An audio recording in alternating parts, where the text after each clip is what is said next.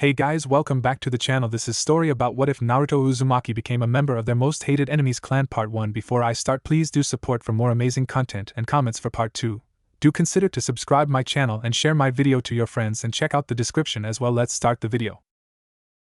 Waking up, Naruto found himself in for a shock of a lifetime. There, in front of him was a rattlesnake. The only reason Naruto knew what type of snake because of the noise that its tail was making. Naruto could thank his academy sensei Iruka for teaching him that. Once Naruto took the time to rub the sleep dust out of his eyes and take a good look at the snake, he noticed that this wasn't a regular rattlesnake. Oh no, the rattlesnake that was on the end of his bed, on top of his legs, in fact happened to be much larger than the normal one. No, this was no mere rattlesnake.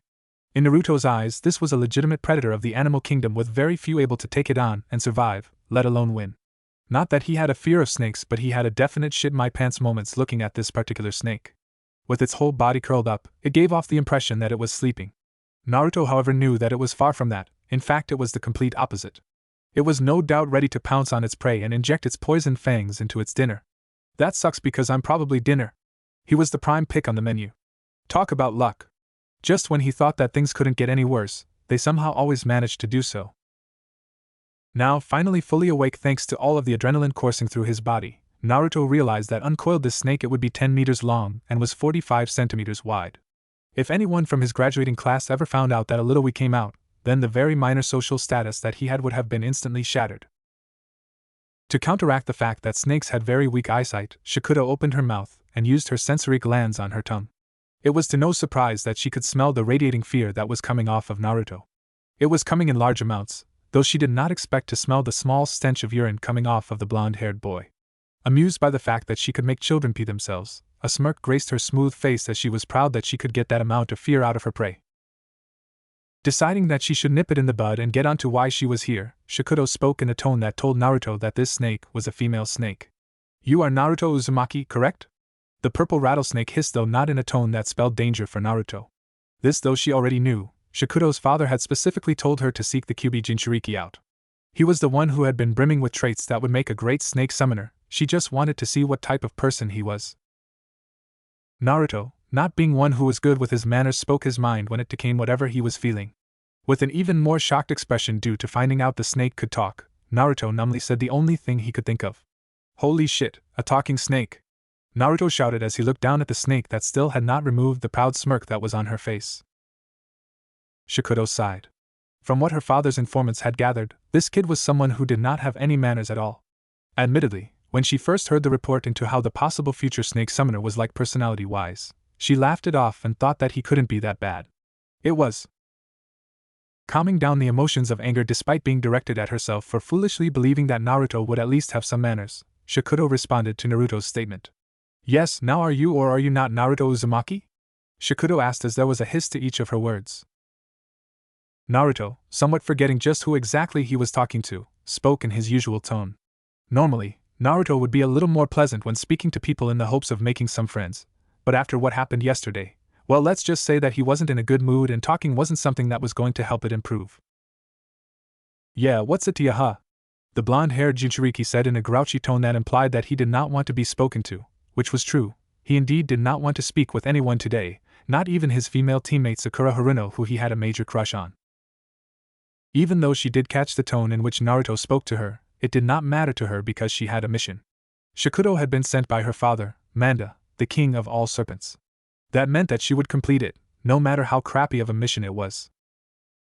Not bothering to answer Naruto's question, Shikudo replied by answering with a statement of her own. Now Naruto, seeing the slight twitch in his left eyebrow, told her that it was something that she shouldn't be saying. Too bad for Naruto though, she knew that she could win any battle that the two had and win quite comfortably. This meant that she would be able to get away with using it.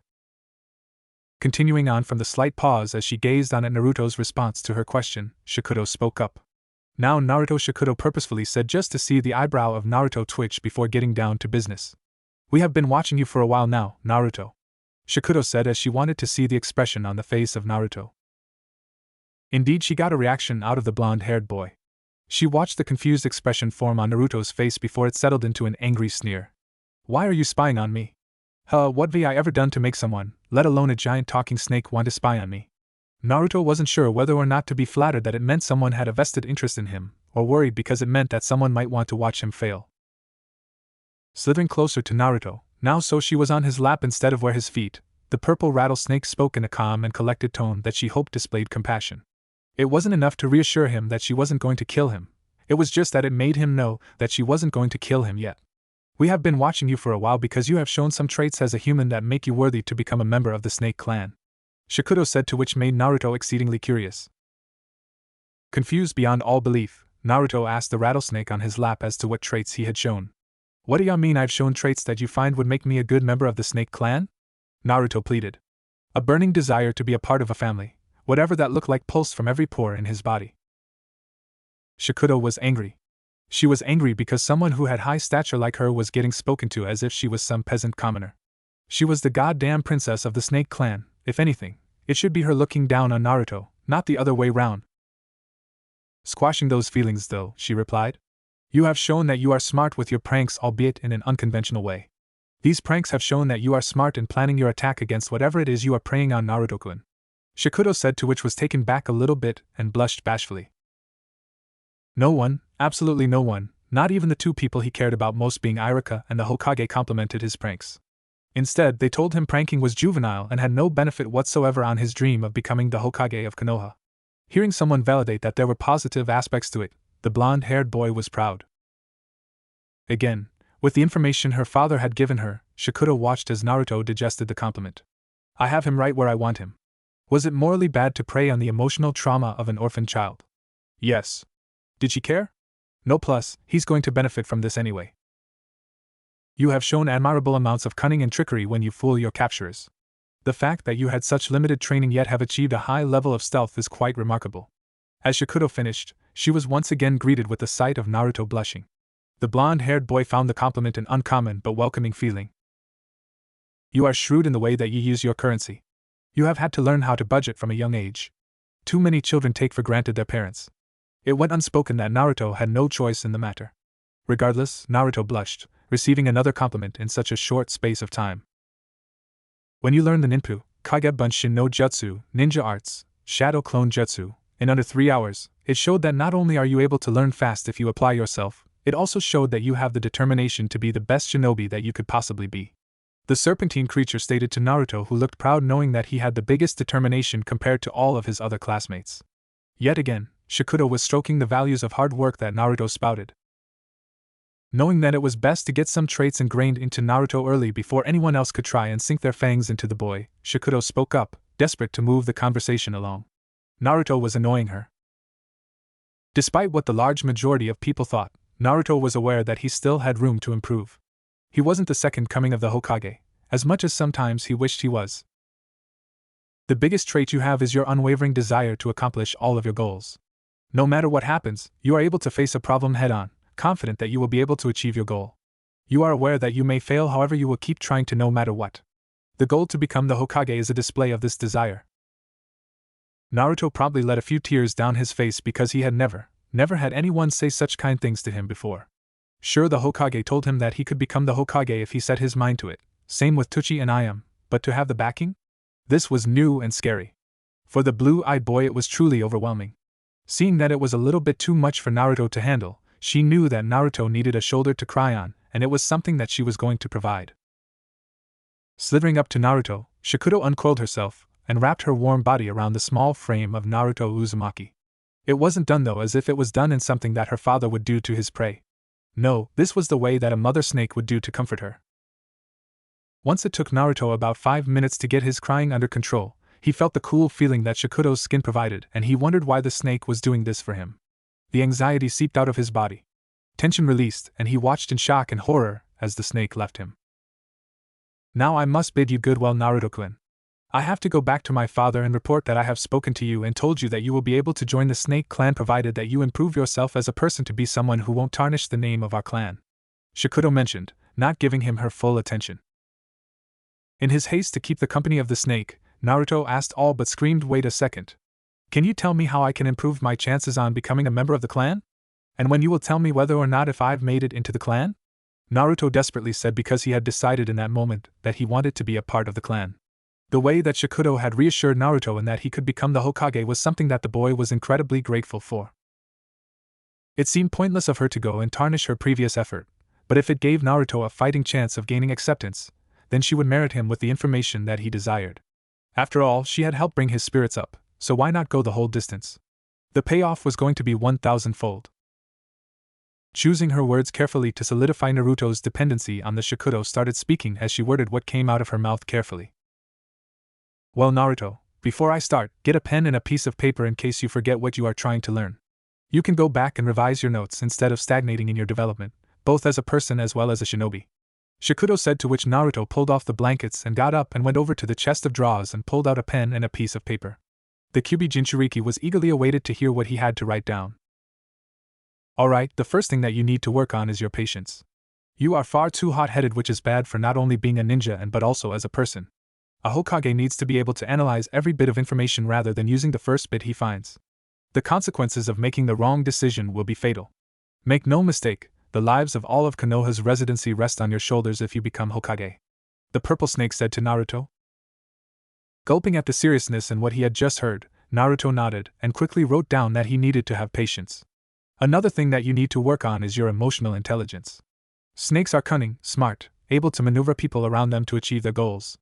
Having low emotional intelligence allows you to be manipulated by those around and above you. At this current stage, your emotional intelligence is lacking. We will not be having the human that represents our clan to be someone who is not emotionally intelligent. You will be representing the whole clan if you are successful. Your actions and how you interact with the world is a representation on us.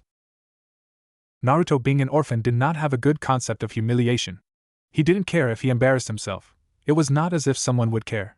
The looming potential of having a family, however dysfunctional a talking snake family was, Naruto didn't want to fuck this up.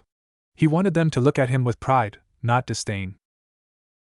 The next thing is your choice of attire. To me, it shows that you are an immature little kid, a little kid who doesn't care about his shinobi career. Whether you like it or not, appearances matter. People are going to judge you based on your appearance. How you dress yourself affects your status in society, as well as your potential success on a mission. The Snake Clan have a high standard of dress, and we expect our summoner to also represent us to the highest degree. Naruto flinched at the comment. It was hard to find clothes that he could afford, plus he truly loved the color of orange. Shakudo did not need to state just how much she despised Orochimaru and his fashion choices.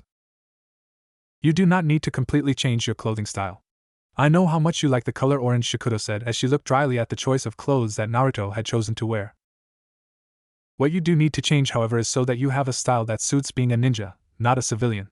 That is not the right way to be going about gaining respect from others. The best ways to get attention and respect is through behaving in a proper conduct, and being a strong shinobi. Shakudo said, to which the Kyuubi's Jinchuriki rapidly nodded as he now knew that people respected Sasuke more than him. Sasuke, in their eyes, was a better shinobi and carried himself with more dignity. Above all, knowledge is the most important skill to have, yet it is the area that I find you lacking the most. You are creative when it comes to using what you already know. However, your general knowledge and your knowledge of the requirements that a Hokage needs to know is very poor. It's something that needs to be addressed immediately. Now, normally Shakudo would not look at Naruto because she knew that he would be busy writing down on the paper. When her very precise and sharp hearing detected that there was no sound of the metal tip connecting down onto the paper, she turned around curiously. It was then that the purple rattlesnake felt a bit of guilt and remorse for what she had just said. She could guess what was going through the mind of the Kyuubi Jinchuriki. It was not her responsibility to coddle the genin. In her eyes and the eyes of the shinobi system, Naruto was an adult. With her piece said, she slithered to the door, leaving the Uzumaki with a lot to think about. Thank you, Snake. I really appreciate what you have just done for me today. You have given me a lot to think about, Naruto graciously said to the snake, who just nodded in its own fashion and headed for the window. Before it could get there, Naruto spoke up once more. Excuse me, Naruto said as he tried to practice using manners for the first time in a long time. The last time he had done that was when he wanted to gain access to the library. You never told me what your name was.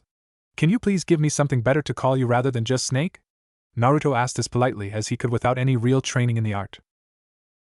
Impressed by the tone of voice and also the words that Naruto used when he spoke to her, Shakudo decided that Naruto deserved at least know her name. My name is Shakudo, you may call me Shakudo-sama. The serpentine creature said, to which Naruto nodded and also wrote down on the piece of paper so he didn't forget. He at least tries. Shakudo, Naruto whispered, feeling how the name felt on his lips. Without wanting to spoon-feed the boy, Shakudo spoke once more. Naruto, there is one last piece of advice that I will give you before I go. To which Naruto stared at her purple scales and the yellow eyes which had a slit down the center of them. You still have yet to learn all you can about the ninpu, Kage Bunshin no Jutsu. Ninja arts, shadow clone jutsu. The purple reptilian cryptically said before she slithered down the other side of the open window thanks to her skills in chakra control. Wait a minute, she never told me what time they would be coming to tell me whether or not I can become a part of their clan. Oh well, I guess that I just have to be ready for whenever they come. Naruto mused to himself. With a pep in his step that hadn't been seen for a long time, Naruto headed towards the library. Luckily for Naruto, the genin remembered the piece of paper just as he was about to lock the door to his apartment. After heading back inside, Naruto got the paper and left with a newfound determination.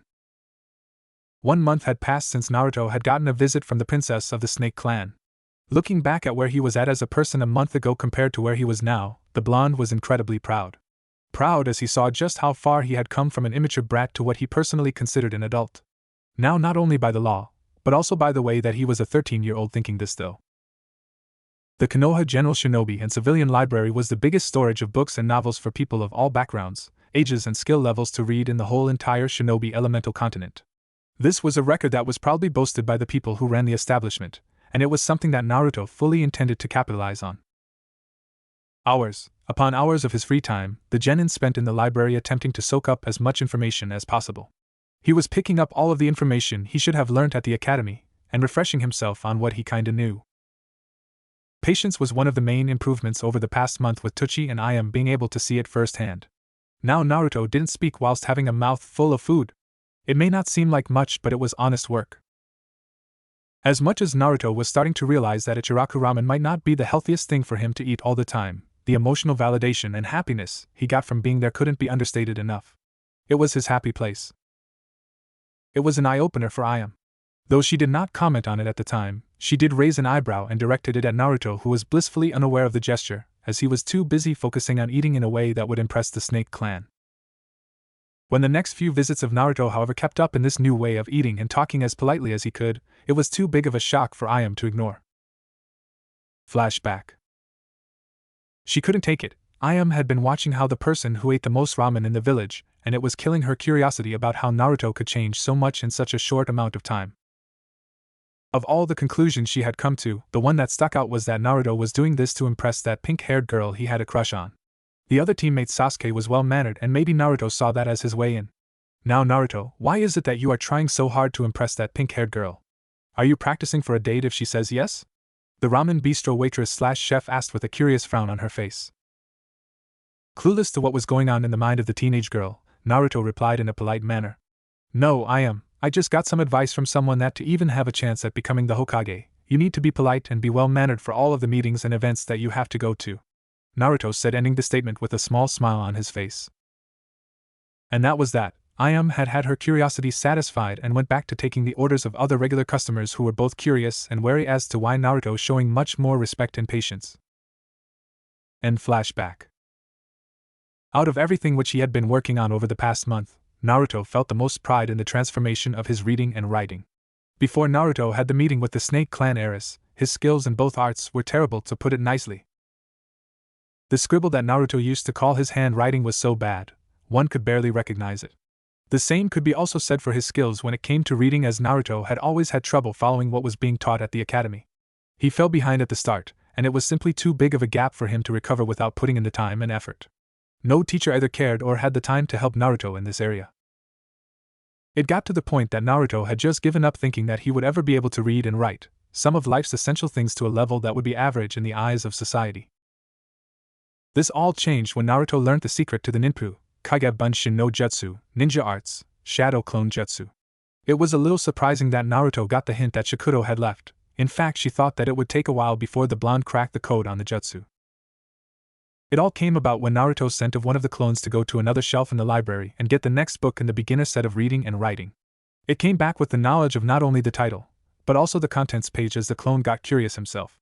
After Naruto got over the shock of the clone dispersing, he started thinking about if this was what Shikudo-sama was on about when she said there were still things that he didn't know about the jutsu. Using his favorite method of learning, trial and error, Naruto started experimenting with what a clone could learn. If he could learn at a faster rate, it would drastically reduce the time required for him to be ready for the Snake Clan, whenever they came calling. Unfortunately for Naruto, he never had an arrival time for the offer. This meant that the son of the fourth Hokage had to be ready at any and every possible time. The Uzumaki was utterly delighted when he found out that muscle memory and hand-eye coordination transferred across from the clones. Through analysis, he found out that the only thing that didn't come across was physical exhaustion. Guess I have to do taijutsu myself. Thanks to this learning method, Naruto was able to drastically increase his reading and writing to that of an adult. As these changes unfolded in Naruto, many were happy. Iruka and the Ichiraka family especially, given that they had seen how much Naruto was working at getting better. They could see him maturing and developing into the person they knew he could be. It wasn't all positivity in Naruto's development though, as he noticed both of his teammates seeing his change as a changing of the status quo. Albeit misguided, Sasuke saw Naruto as trying to copy his aloof and detached attitude. Coming from his rival who wanted to beat him all the time, maybe this was some sort of sick and twisted way of getting stronger in the blonde's eyes. On the other side of the coin, one Sakura Haruno thought that this was Naruto's newest attempt for trying to win her over so that she would become his girlfriend instead of Sasuke-kun's future wife. Not liking the change in Naruto due to it being a sign of him being different from what was easy to predict, she felt the need to put him back in his place in her mind. Sakura had started going on about how that Naruto was never going to amount into anything that would date-worthy material ever, no matter how much he changed as a person. More importantly though, she had started to go on about how he should stop trying to be polite, calm and collected like her Sasuke-kun. This did have the effect that Sakura had wanted. She definitely got Naruto to stop attempting to go out with her. Naruto had immediately, now with different values, thought about all of the qualities that Sakura had which mirrored those of the Snake Clan. If he was going to be affiliated with a family like the Snake Clan, then his partner would have to also be a good representation to the family. Looking at the situation, Naruto could only ever see Sakura being impulsive and brash much like how he used to be. It was then that he came to a shocking conclusion. Sakura was not someone that they would allow him to date because they thought that she did not hold herself with proper conduct of a kunoichi in training. In their eyes, she should have been training to become a good ninja, and from the limited time that Naruto actually spent as her teammate, he knew that she did not train one bit. In addition to this, she focused on her looks being the sole priority in her life as a kunoichi. It was her identity. Sure, shinobi are supposed to look good and appearances definitely matter, but that was to a point. Naruto now held no reservations to the fact that he was going to become the Hokage of Konoha thanks to the reassurances. It was a matter of when, not if. All he had to do was put the effort into becoming someone deserving of the title. The thing that made Naruto realize that Sakura was not the girl for the person who he was trying to become though was that she had a bad temper, which was something that Naruto knew that the Snake Clan would not like. She got angry far too easily when you pushed the right buttons, which were not that hard to find. In contrast to his teammates hating the new Naruto, there were people who were sitting on the fence concerning Naruto's recent change in personality. Those two people being Naruto's sensei and the person who he wanted to take the job off. Both Kakashi Hatake and Hiruzen Sarutobi were curious and somewhat apprehensive as to what brought on Naruto's sudden change in his personality. At first they thought that it was good for Naruto as he needed to become a bit more mature. Then as time went on and they noticed that Naruto was showing less and less signs that indicated that he had undergone a change recently, and they thought that there was something that took Naruto's innocence away from him.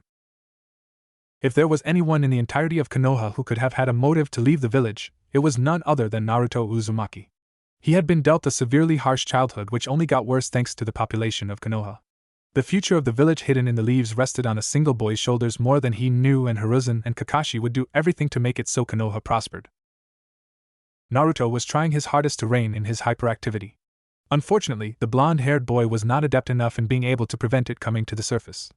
Occasionally there would be bursts where he would act like the old Naruto. "Yeah!" Naruto shouted as he raised his fist in the air as he jumped to show the full scope of his emotions. This was before he realized what he was trying to rein in. Blushing, Naruto receded a little bit into his orange jacket to hopefully stop the people around him from staring at him. Amused by the response to the mission that Naruto gave, Hiruzen Sarutobi got them all to give their full attention to him. This was so that he could tell them what their mission consisted of. Sasuke smirked at the sight of the old Naruto, the closest person to who he could call a friend. "Now I must say congratulations are in order. This is your first mission apart from the standard D-ranked missions that all teams have to do," Hiruzen said as he wanted to see the expression on the face of Team 7. While it was good and all to see the smiles on the faces of Sakura and Sasuke, it was a bit of a worry to the Sandaime Hokage that the Jinchuriki of the Kyuubi could be so happy at the prospect of leaving the village. He could only hope that this didn't mean anything bad. As long as Naruto still had the dream to become the Hokage, then all was well and good. Knowing what was to come next, Kakashi didn't stop the Sandaime from bending the truth a little bit. In fact, both Kakashi and I are very impressed with the way that your team has handled your missions so far. We have decided that we will allow you to skip C-ranked missions and give your team a B-ranked mission instead, the Hokage said with a smile on his face. The reactions that the Hokage was expecting coming from Team Kakashi were exactly what he got. The pink-haired girl was even more nervous than what she was before when he told them that they were going on their first real mission. The future Sharingan wielder, though, he was the complete opposite of the person who had the biggest crush on him. His confidence in his abilities was up at a record high thanks to him becoming the Rookie of the Year. Looking at Naruto, both Kakashi and Hiruzen were impressed at the expressions that Naruto was showing on his face, which were down the middle. There was nervousness, confidence, and the willingness to go on the mission. He was showing quite a lot of nerves, though. Naruto tried his best to hide them behind the small polite smile that was becoming more and more natural as time passed. Eventually that smile would be better known to those around Naruto than what his big foxy grin was. In the eyes of Hiruzen, it was somewhat sad to see Naruto grow up so quick. He would have hoped that that youthful exuberance stayed around a bit longer. For your mission, you are to go to the hidden village in the grass, or as it is more commonly known, Kusugakure. The reason as to why you are going there is because your sensei, Kakashi, is fairly well known to the world. He is going to be conducting political talks with them. This is in the hopes of bargaining a new trade agreement for their poisons in return for some of our crops, Hiruzen said to the 4 members that made up Team 7. This news gave Sakura a little bit more certainty in the fact that she was going to live past their first real mission. From what she had just heard, it sounded like one where it didn't require her rather limited skill set.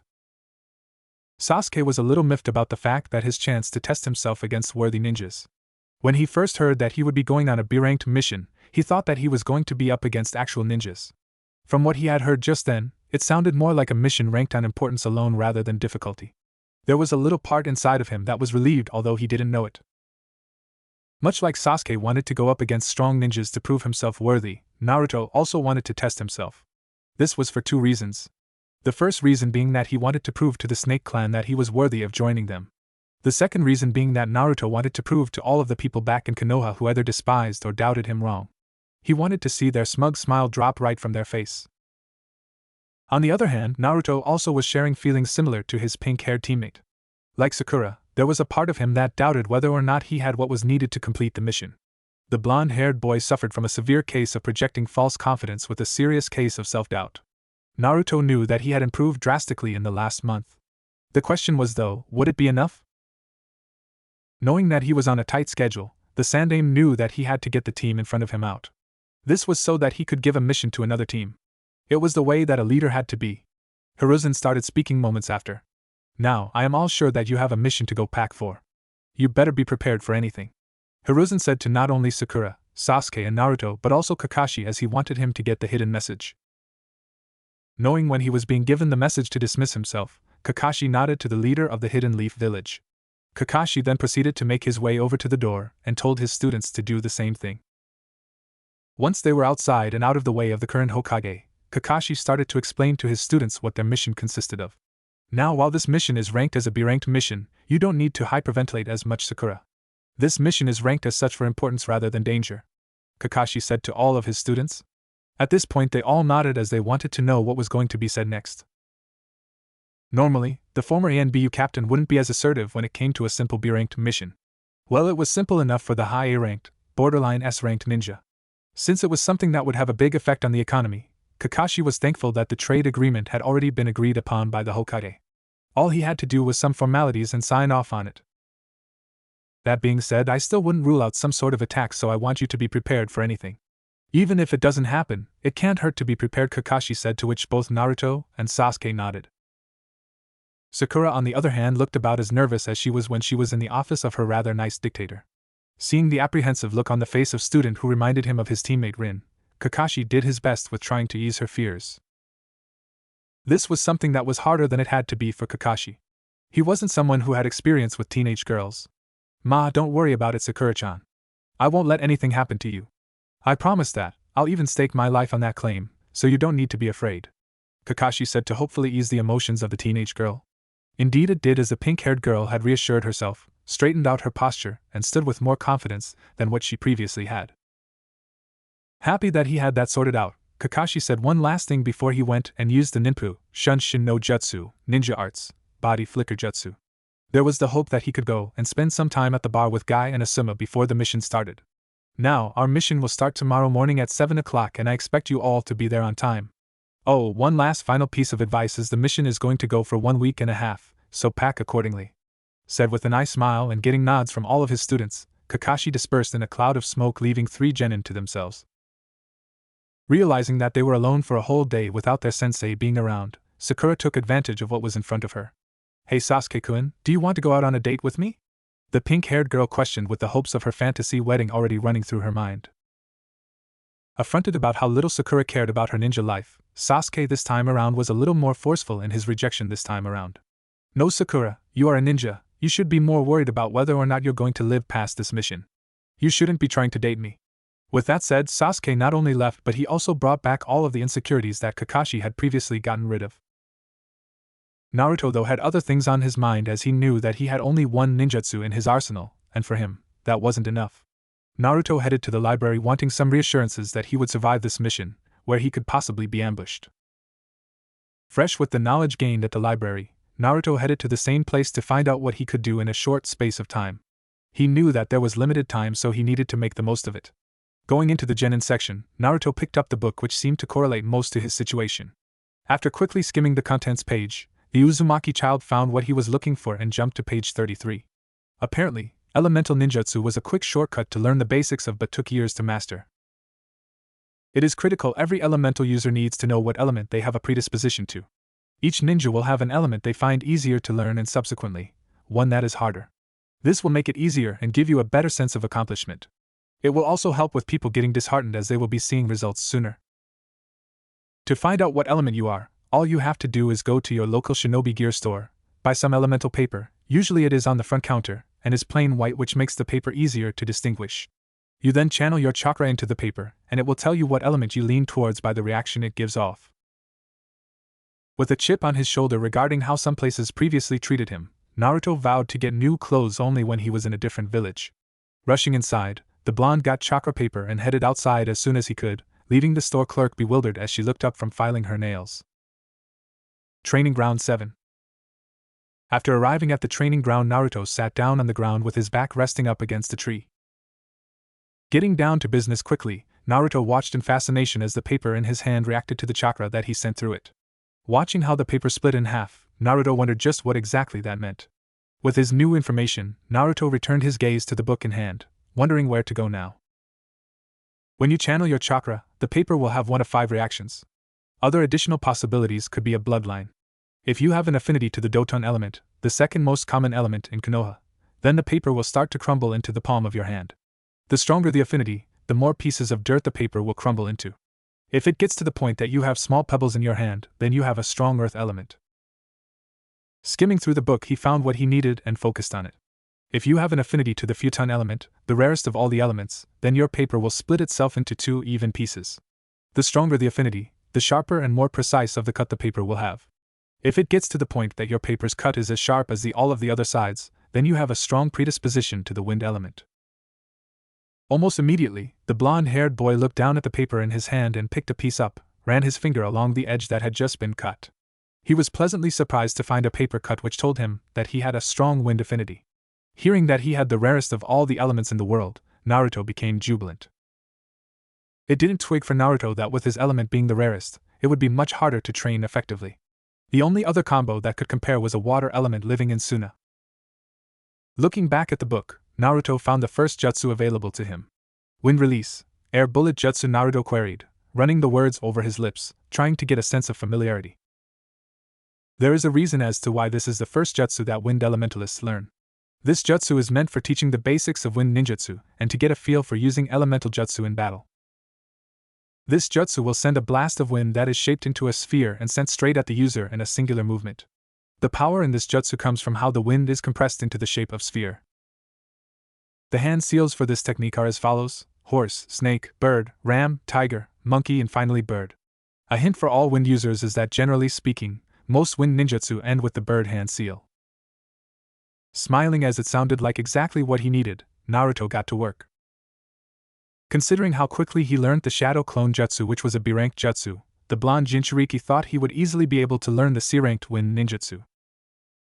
Usually this would be easier for other genin due to their sensei giving them lessons in basic chakra.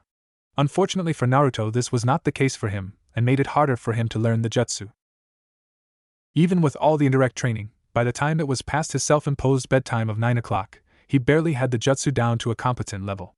Had someone seen his frustration, they would have laughed at a kid complaining about a kid learning a jutsu a day. The next day, thanks to his rather good internal clock, the blonde-haired boy named Naruto woke up at 6:30 o'clock in the morning. Despite waking up 30 minutes before he had to be at the front gates of the village, he still had time to get ready and make it. Rinsing off the sweat from the previous night, Naruto understood he was going to be going to the land of grass. The last thing he wanted was to make a bad appearance by smelling bad. That plus the path was bound to be muggy and dirty. Getting out of the shower, Naruto went over to the chest of drawers in the room and pulled out all the clothes that he would need for the mission until he could buy more. It was then that Naruto pulled out his trusty orange tracksuit. Contrary to popular belief, Naruto did not wear a hideous bright orange jumpsuit. He actually wore a hideous orange tracksuit. At least it wasn't one piece.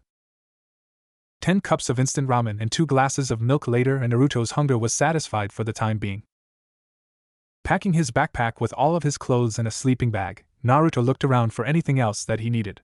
Sighing in relief as he saw his frog wallet, the genin had no idea where he got it from, and yet, it was his most prized possession beside his goggles. Dismissing the thoughts that drifted down memory lane, Naruto placed his fat, full of money wallet inside the right side pocket in the hopes that if someone went through his backpack, they would forget to look at the smaller pockets and go for the big ones. Arriving at the main gate of Konoha, Naruto spotted his 2 teammates in Sakura and Sasuke sitting down on a bench with Sakura fawning over Sasuke. Said Uchiha was trying valiantly to stay calm and collected and keep up his image. "You're late," the pink-haired girl said, expecting an answer from the blonde-haired boy in front of her. She was annoyed that Naruto had to come and end her alone time with Sasuke. "Sorry I am late, Sakura. Kakashi-sensei still isn't here," so leaving the girl to piece together that Naruto didn't really care that he was late, as long as he beat their sensei.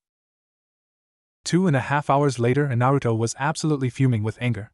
If someone looked at his face though, they would see a big scowl stitched onto his face. Naruto had to get up early, even when he was tired, to prepare for the mission that he was going on. While this was happening, his sensei was happily sleeping. "I thought the lateness would disappear when we had an actual, serious mission." In that one moment, Naruto lost respect for his sensei. 15 minutes later, and finally Kakashi Hatake, the former ANBU captain, came to where his 3 students were sitting down on a park bench, patiently waiting for him. With a puff of smoke, Kakashi appeared in front of Team 7. This brought out the customary shout of disapproval coming from the pink-haired Kunoichi on the team. "You're late!" Sakura angrily shouted at the man that made her have to wait so long when she could have spent the extra time making herself more beautiful. Shrugging nonchalantly in a way that garnered the ire of even the most stoic out of the 3, the raven-haired boy Sasuke, Kakashi replied to the demanding tone of his only female student. "Ma, sorry I'm late. You see, there was a ladder in my apartment's doorway. I had to wait until the people finished doing work in the ceiling so that I could go out, or otherwise, I would have bad luck, and we wouldn't want for that to transfer over to you now, would we?" Just to rub it in even more, he walked over to Sakura and ruffled the hair that she had spent the good part of an hour getting into a near-perfect hairstyle. "Ugh, hi." Sakura fumed with anger at what her sensei had just done. She quickly pulled out her mirror to try and get her hair into what she thought was a respectable style. With all the water now under the bridge, Kakashi directed his team on their first ever trip outside the village. Time skip. Naruto was the first one out of the group that made up Team 7 to watch the sunrise that occurred over the grassy plains of Kusagakure. It was a sight that made Naruto wish that he could see it every morning because of how beautiful it was. As he was instructed, Naruto went over to Sasuke's tent and woke the boy up to get the day started. Soon the whole team was ready for yet another day of trekking through the countryside to the village hidden in the grass. Sensing 2 incoming chakra signatures that were ready and waiting to attack their prey, Kakashi felt something familiar about one of the incoming chakra signatures growled under his mask because he knew exactly who it was that was coming after his team. Sensing the other smaller chakra beside him, Kakashi could tell that the IWA leader had been arrogant in believing that a Chunin would be able to take on all of his students at once and expect to win. This was going to be the baptism of fire for Team 7, and Kakashi really hoped that his team swam instead of sinking. Team Kakashi said in a tone that was not too far from the one that he used when he was in the ANBU Corps. Hearing the seriousness in Kakashi's voice, all of Team 7 turned and gave him their full attention. There are 2 incoming enemy ninja, both from IWA, so you can guess that they both have a Doton element, and will be using Earth-based techniques. There is one Jonin and a Chunin judging by the chakra signatures that they are emitting. This is baptism by fire, and something that I wanted to avoid, but I guess that I don't have that luxury. The Jonin is way too tough for you to handle, and I will be facing him alone. That means that you three will have to deal with the Chunin until I am done with my opponent, and can then finish them off. If in the event that you finish off your opponent before I do with mine, do not come to try and aid me. You will only get in the way and make it easier for him to get an advantage, as he could take either one of you as a hostage," Kakashi said in a forceful and demanding tone.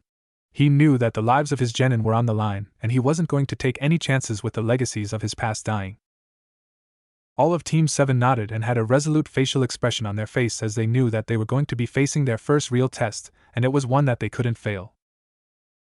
"Your best bet right now is to think up a strategy together as a team, because I will not be able to help you.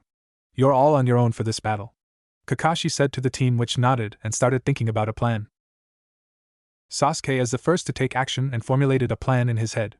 For the first time in his life, even Sasuke was feeling the pressure and acted on instinct rather than letting his blown-out ego take over. "Alright, here is what we're gonna do. Naruto, you need to be the meat shield for the first part so we can see what our enemies' attacks are like and see if we need to change our strategy during the battle," Sasuke said, just as if he was a natural-born leader on the battlefield. Coincidentally, he had the confidence and courage to take risks to be a Chunin. It was just that he didn't yet have the experience. Deciding that he should go into more detail than what he had just said, Sasuke started speaking once again.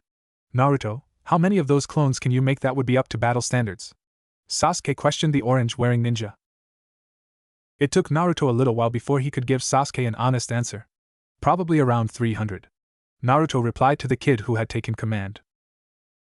Working with the information that Naruto had given him, Sasuke's mind started forming a plan.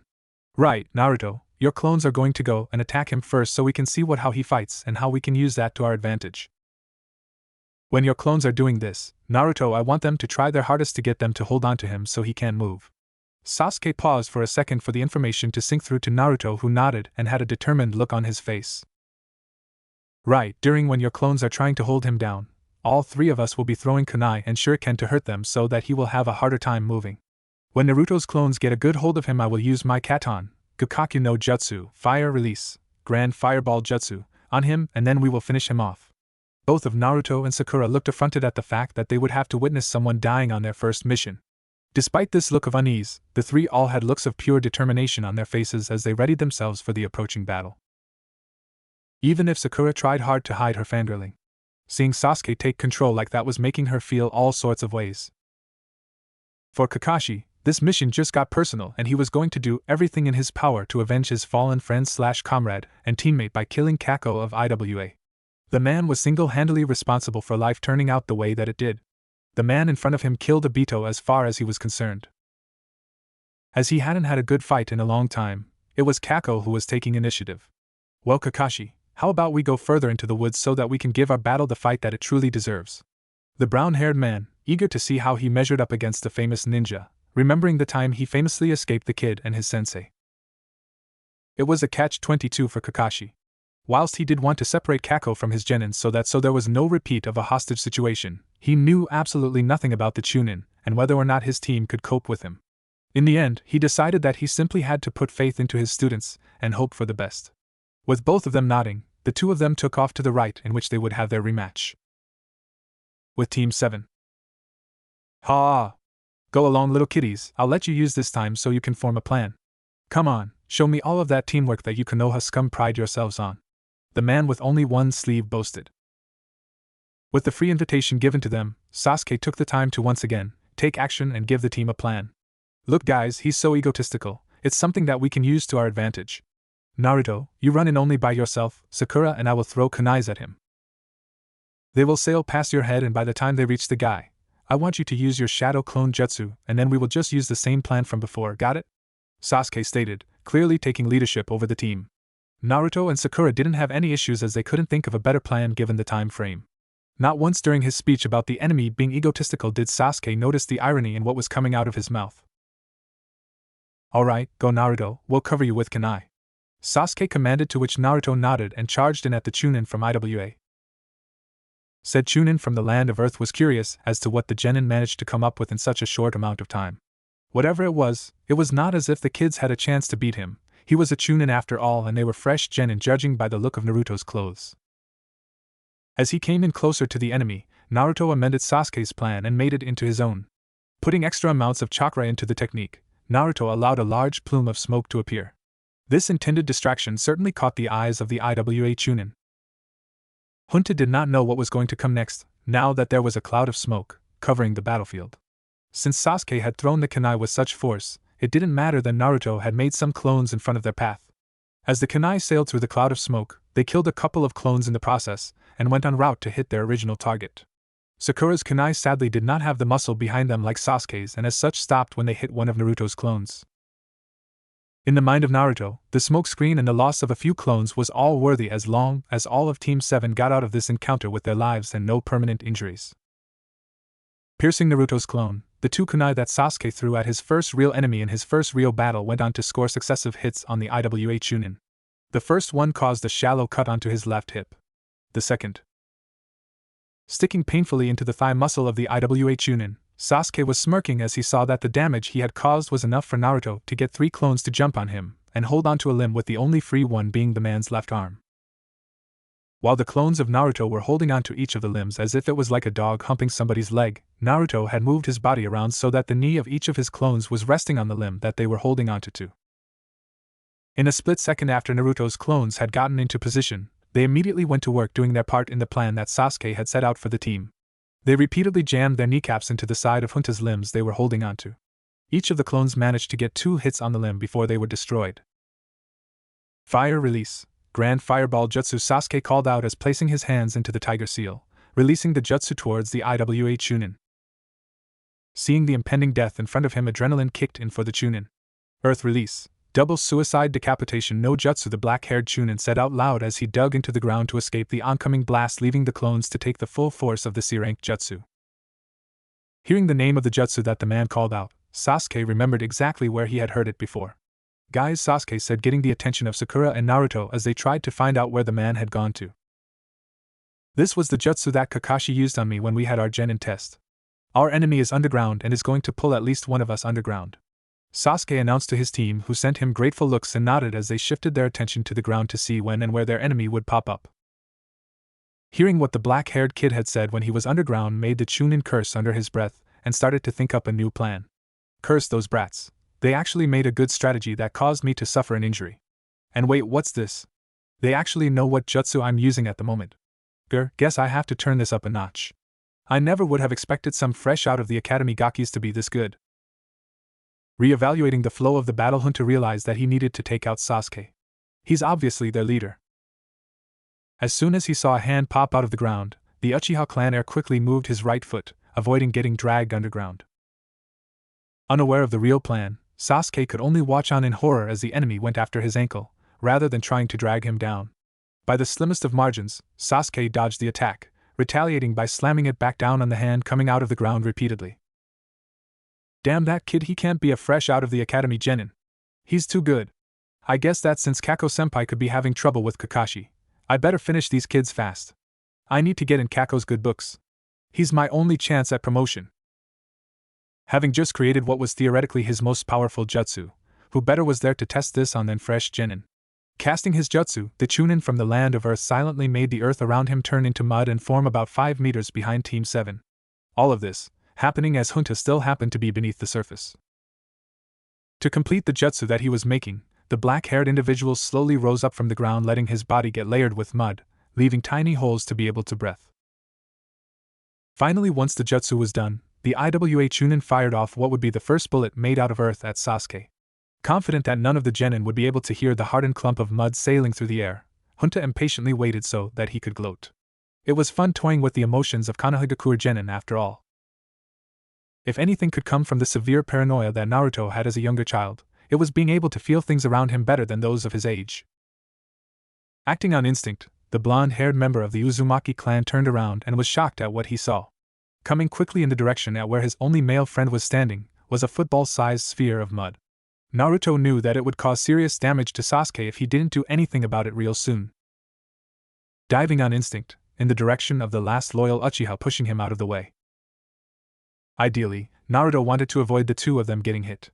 Instead, Naruto got hit in the left ankle, Hearing the loud cry of agony just after he had been pushed aside, Sasuke turned around to a feeling all too familiar. That was the feeling of helplessness, and the emotion came on very strong. There in front of him was Naruto, the only person his age he had formed a bond of remote friendship with. He was the only other kid around his own age that knew that pain of being truly and utterly alone. Unconsciously channeling chakra into his eyes, Sasuke felt the familiar feelings of rage, anger, and utter helplessness. Activating his clan's prized bloodline limit, the Sharingan, with one tomo in each eye, Sasuke took command of the situation and started feeding off of the adrenaline that was being fueled by his anger. Sakura! Sasuke shouted at Sakura, who was too shocked at seeing the damage that Naruto had suffered when he took the hit for Sasuke. Thankfully for Sasuke, this was enough to bring the pink-haired girl out of stunned stupor and got her focusing on her now red-eyed teammate. Take Naruto into the tree line so that we can think of a plan to hopefully win this without any more injuries while we stall some time for Kakashi-sensei to come in and help. While you're doing this, I will buy you some time. Got it? Even as Sasuke said the word help, he had said it with disdain, but he was not going to put his own ego over other people that were close to getting hurt or possibly worse, killed. Especially after the fact that said injured person had been the one to save him. Nodding dumbly at the commanding aura that her crush had taken on when he spoke to her, Sakura thought Sasuke was hot as hell when he commanded her. The inert Sundra was coming out. Sakura picked up Naruto as best she could so that she wouldn't injure his ankle anymore. At the present moment, she could tell it was broken just by looking at it. Turning around to where the mud had been shot at, Sasuke saw the person responsible for Naruto having to cover his arse. In the mind of Sasuke, the raven-haired Uchiha was not seeing Junta in front of him. Instead, he was seeing an Itachi-shaped Junta witch. This was the cause of untold psychological damage inflicted onto him as a kid. Right in front of him was a mud-shaped animal that was at least 3.5 meters long, and that was about 1 meter wide in circumference at the base. As the structure rose from the ground, it slowly got thinner. That was just the basic design of what he was seeing. The more detailed version would also include how the mud was shaped and molded into a dragon. Just to make Sasuke even angrier, in its mouth was another one of the balls of mud that Naruto got hit with. Ha ha ha, look at my greatest technique that I will now be testing on its first victims. Don't even think about trying to win because this jutsu is so awesome that no one can defeat it. Although the man was wrong in the statement, it did not make Sasuke feel any less nervous.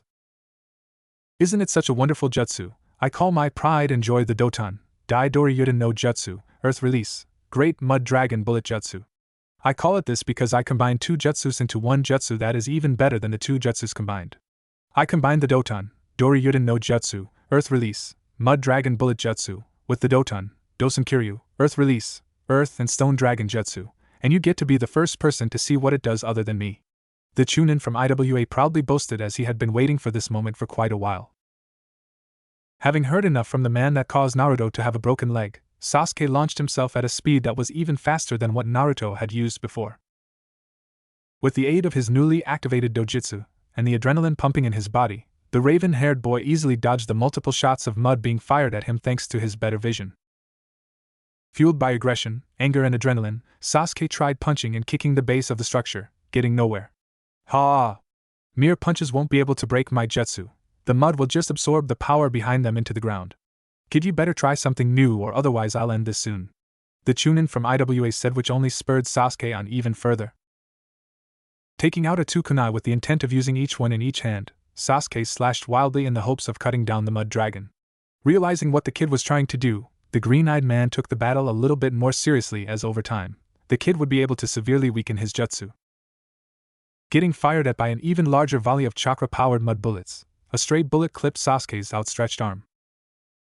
Frustrated at the lack of effect his tactics seemed to have, Sasuke took a moment to take a few steps back and reevaluate.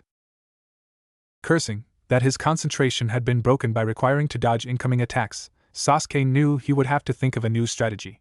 Patiently waiting for the change in cadence, Sasuke sprinted in a zigzag pattern before finding time to launch off his fire jutsu. Taking solace in that he had managed to finally connect with an attack, Sasuke hurriedly headed away into the forest from the open plain that he was standing in.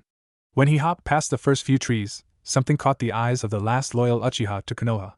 That was the sight of not only the pink jacket that Sakura had been wearing earlier that day but also the pink hair that was also unmistakably Sakura's.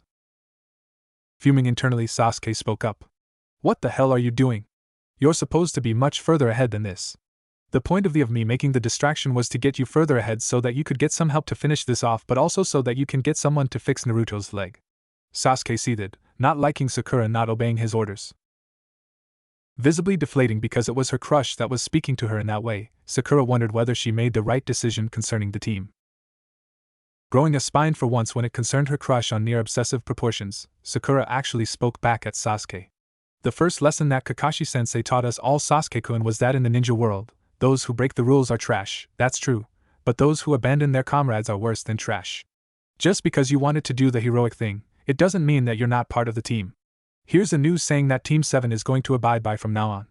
One for all and all for one, the pink-haired girl shouted at Sasuke, stunning him into silence.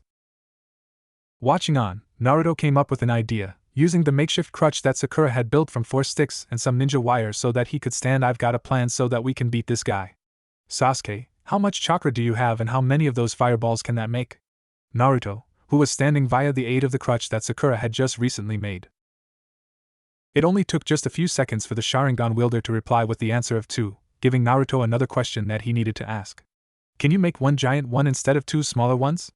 Naruto asked once again, to which Sasuke nodded, confident in his abilities with fire manipulation.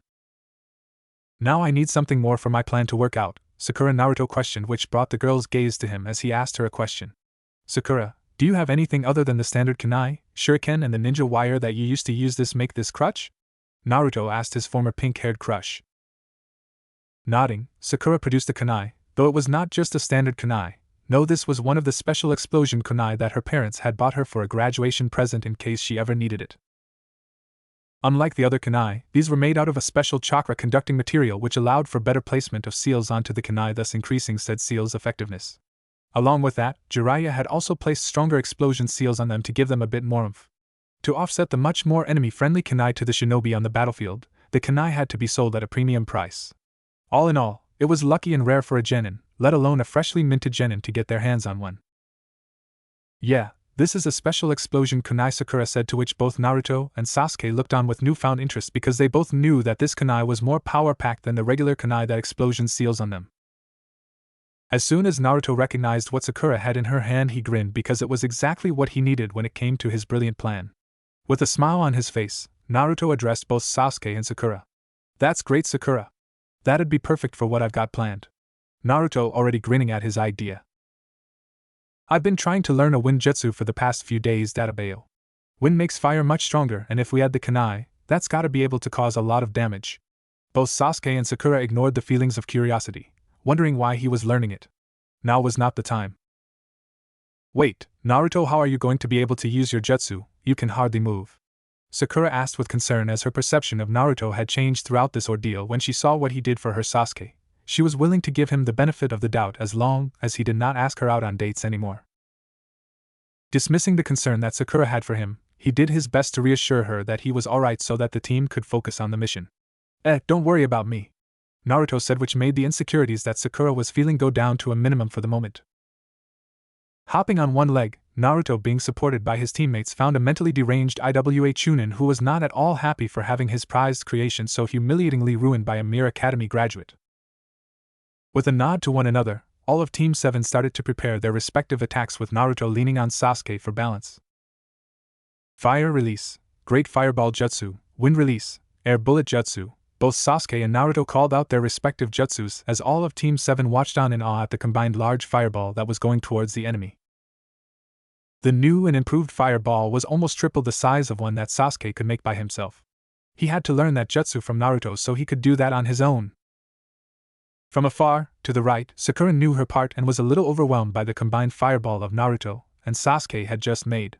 This was why she was a little slow when it came to doing her part, but she nonetheless did it, and did it well. Throwing the special kunai in a perpendicular line, she patiently waited for the kunai to cross over with the fireball and the IWA Chunin. Thankfully, the kunai didn't go off immediately, due to it being made of steel, rather than wrapped in paper. Using the superior control over her chakra compared to her two teammates, Sakura used the Ram Hand Sign and channeled some chakra into the kunai. Boom! All of Team 7 heard as they watched on with fascination at how the fireball engulfed the mud dragon and tore it to pieces. It was then that the genin team, being led by Kakashi, heard the horrific screams coming from inside the fire. Sadly for them, that was not the case, because when Sakura had turned her back to the man, just so that she could walk over to her team and celebrate with them, an insane, naked man came out of the mud with the intent of killing her. Knowing that only he and Sasuke were the ones to see this, and the fact that Sasuke had run out of all of his chakra to use in battle, which left it up to Naruto to save the day once again. Calling it out once again, Naruto's jutsu hit the man, colliding with his ribs, sending him to the ground forcefully. Gaining confidence, his jutsu was working due to the screams coming from the enemy ninja. This time though, he knew to expect Naruto using a wind ninjutsu at him. It meant that he was now looking at Naruto to see whether or not he would fire another one of the attacks. That was exactly the case, in that Naruto sent another one of the wind release, air bullet jutsu, and had it aimed directly at the IWA Chunin. The Chunin dodged the attack and was now running with a deranged look on his face at Sakura with a kunai in hand with the intent to slice her throat. Closing her eyes, fearing for her life, Sakura waited for the inevitable blow. When the blow didn't come, and instead of the blow, there was a really loud crackling sound coming from in front of her, the pink-haired girl managed to squint, and one eye open, and was shocked. "You!" Sakura screamed as she looked down at the 2 globs of blood on the front of her dress. Using Sakura's discomfort, quickly dumped the body into the ground, burying it before she had to see him. "I told you, Sakura, that I wouldn't let anyone hurt you, so you don't have to worry about anything like that happening again," Kakashi said as looked around to see what type of condition the rest of his team was in. It was then that he noticed that Naruto, said boy, was leaning quite heavily on a makeshift crutch. Immediately the silver-haired Jonin worried about something serious happening to his sensei's son. That thought though was cancelled when Kakashi noticed that there was not one speck of blood coming from him. It was this that allowed Kakashi to breathe a sigh of relief as he then turned his attention to his final student. There was the Uchiha, the other last living reminder to the past that was so painful for him. Seeing that the raven-haired boy had his Sharingan activated with a tomo in each eye made Kakashi proud that his student had unlocked a piece of his heritage. Seeing that there were no serious injuries to him made Kakashi relieved that even though the mission went slightly pear-shaped, the team all managed to pull together and make it through the ordeal. "You just unlocked your Sharingan, and you've got 1 tomo in each eye," Kakashi said, to which the raven-haired Uchiha fainted with a smile on his face. With a passed-out Sasuke slung over one shoulder, Kakashi decided to let his students know of the incoming chakra signatures so that they wouldn't panic and get into fighting positions, especially Naruto with his broken leg. "There are 3 incoming chakra signatures, but you don't need to worry," Kakashi quickly stated as he saw the tensing in both of his students. It was almost half a minute later that there were 3 figures who had dropped down from the tree line and bowed their heads towards Kakashi as if he was the Hokage. "We are deeply sorry, Kakashi-sama, for not getting to your battle so that we could help out. We only heard about it when we felt that final chakra spike and heard a faint noise in the distance," the leader of the 3 Chunin said as he bowed to the silver-haired man. "Ma, that's alright. Now my students are injured from their first battle, so we need to take them to your hospital so that Naruto here can have his broken leg looked at," Kakashi said, so that his sensei's son could get the treatment he needed. Nodding at the statement from Kakashi, 2 of the 3 Chunin from Kusa moved over to Naruto and took both of his arms and wrapped them over their respective shoulders so that they could carry Naruto and move at a faster pace. Once the team of 6, albeit with 1 incapacitated, got through the gates of the hidden village in the land of grass, they had to go their separate ways because they each had their own agendas of things to do. With Kakashi being occupied with trade negotiations and Sakura volunteering to take Sasuke to the hotel to rest, Naruto was left in the hospital ward, waiting for someone to come and help with his broken leg. Once arriving at the foyer of the hospital, the 2 Chunin told the receptionist what had happened to Naruto, and she promptly called for a medical ninja to come and heal his leg. Sitting down in the waiting room, it was not long until there were 2 people who came out to greet Naruto. The first of them was the usual description for what Naruto had of what a doctor/medical ninja looked like with his scrubs. The second person was someone that Naruto wasn't quite sure who they were. Now that he thought about it, she looked quite young to be a doctor. She only looked just a little bit older than what he was. The girl was wearing a pair of black shinobi sandals, which was what Naruto could call the only normal part of her choice in clothing. Admittedly, this was only compared to what he could gather what Ino, Sakura, and all of the other girls at the academy chose to wear. It was even different from that massive baggy jacket that Hinata wore. This girl was wearing a full-length mesh bodysuit that was underneath a skirt. She had a tan polo button-up t-shirt that had a dark brown stripe that went the whole way around from her line. The whole ensemble for Naruto was quite unique. He had never really seen a girl dressed like a tomboy. The craziest part of her look, though, was bright red hair that went all the way down to her belly button. This was combined with vibrant red eyes that the girl had were thoroughly entrancing. All of this was complemented by the black glasses that framed the girl's face and made her someone who, despite having a different type of style, he still found her attractive. It was then that he was brought out of his reverie by the older, male doctor. "Karen here will be the one healing you," She is a medical ninja in training. I will merely be here to oversee the procedure in case anything goes wrong. Looking at Karen with anxiousness, Naruto hoped she knew what she was doing. Naruto gave her a polite smile, one which managed to get one in return from Karen. What's happening to me? I usually don't fall for boys, especially ones that wear such ugly clothes. Once the two went away and into their own room so that Naruto could have his leg checked on, the red-haired girl started speaking to Naruto. Well, since the receptionist said that you have a broken leg, you must be really strong to not show any signs of pain from the injury, Karen said as she kept her head focused on the clipboard in her hands. Before, when Naruto was nowhere near as smart as what he was now, he would have grinned like an idiot and bragged to the cows came home about how tough and how strong he was. Now though, with a little bit of humiliation in realizing how much further there was for him to improve as a shinobi compared to how little he actually knew, made Naruto be honest about something like this. Sorry about that, my sensei used some jutsu on my leg so that I can't feel any pain coming from it. He also made it so that I can't move my leg either, so I guess you know what he did? Naruto questioned to his first ever experience with the doctor. She nodded. Now Naruto, I need you to take off your pants or at least roll them up and keep them there so I can carefully take off your shinobi sandal. The glasses-wearing girl quickly amended as she saw the outrageous look on Naruto's face. Now Naruto, you have managed to get the best possible break in terms of it being a break that doesn't take that long to heal, since all you have to heal is the two bones mending back into one. Normally when someone breaks an ankle, the two bones will dig into your ligaments and tendons, which are the parts that allow you to move your leg, and cause you a lot more pain. It would also take a lot longer to heal, Karen stated as she was using a formal tone when discussing what is wrong with a patient. So what color would you want to have your cast, Naruto? Orange? Karen somehow managed to say with a dry tone and yet chuckled after as soon as she said it. Naruto for his part was scratched the back of his head with an awkward laugh. He knew his clothes weren't the greatest, heck they weren't even great in Naruto's mind, but he wouldn't be subjected to having to buy all of his clothes from Konoha since they would always overpriced items. Getting out of his reverie about reminiscing about darker days for himself, Naruto answered the question that Karen had given him. No, I will have the cast in a red color, Naruto replied to Karen in an equally dry tone, hoping to win the conversation that they were having. A small blush appeared on the girl's face. She didn't expect Naruto to turn that one around. After placing the cast and Naruto having to wait 2 hours for it to be fully ready, Naruto was now ready to go. Hey Karen-chan, would it be possible for you to give me a full medical check? I am an orphan and I haven't had one in a while, so I would like to know what's going on in my body, Naruto asked while flashing the smile that she had seen when he first met her. Fine, but I'm going to need you to take off all of your clothes for that to happen, as I need to go over all parts of your body, the red-haired girl stated with a massive blush covering her whole face. Naruto wasn't any different, as he too had his whole face red from embarrassment, which was unlike the tan complexion that he usually wore. In Naruto's mind, it was either do this with someone from his village, which was something that he did not want to happen, or do it with someone else who would give him honest and true answers. The fact that she was from a different village made it all the better, because he had hopes that he would never have to see her again and remember the embarrassing moment that he was about to get himself into. Grumbling, Naruto finally spoke after a bit of time. Fine, can we just get this over as soon as possible, because I know this is going to be heaps awkward, and judging by the blush on your face, I'm guessing that you feel the exact same way? Naruto questioned to the tan shirt-wearing girl, who only just nodded as she was too nervous to speak. She didn't trust herself enough to speak. Bravely taking both his jacket and t-shirt off, Naruto faced the fact that he was skinnier than a lot of the other kids at the academy. It was a reminder that he couldn't afford to eat well and didn't know how to cook either. Naruto was unaware that he was so lucky.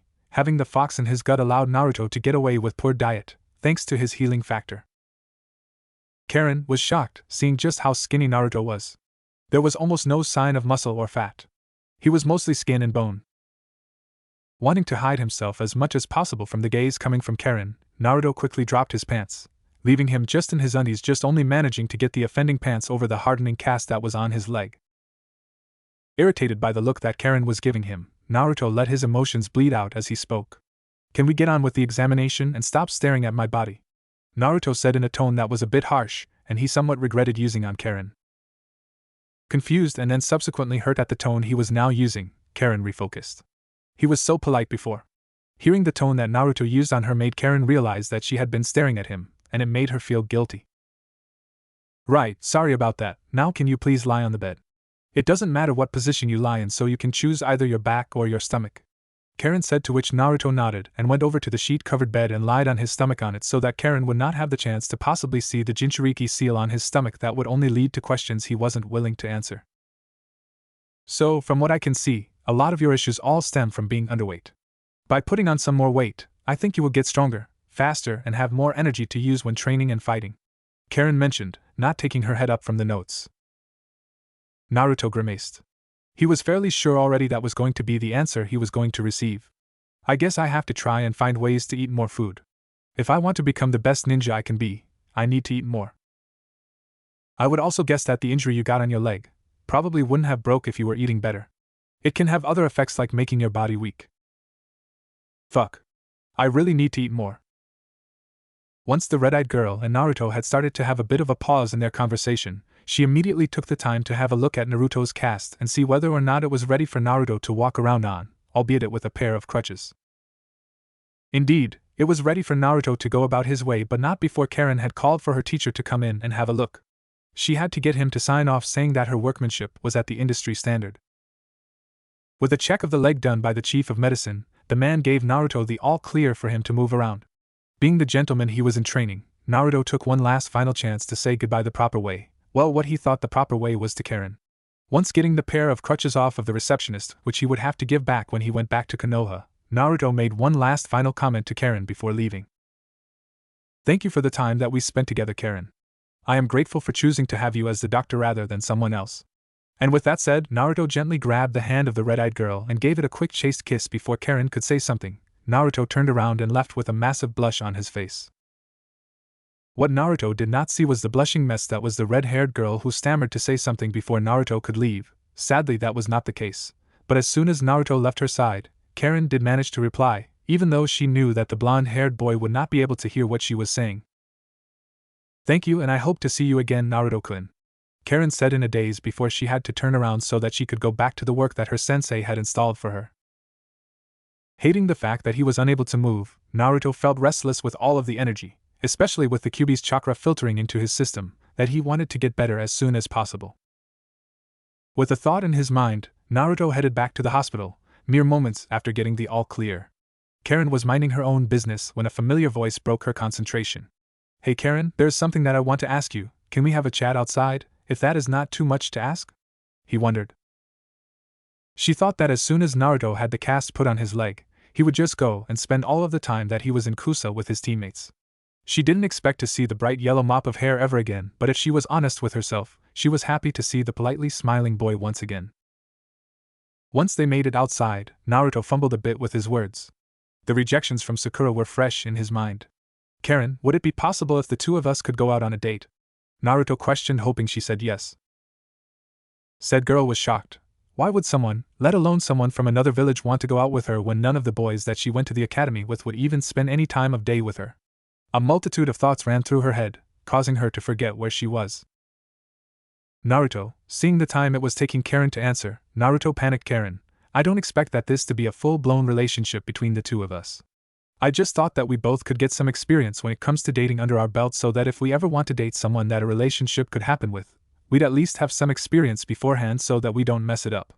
These words from Naruto brought Karen out of her reverie, and it was this time that Karen finally found her voice preparing a question that had been on her mind ever since he asked her for a date.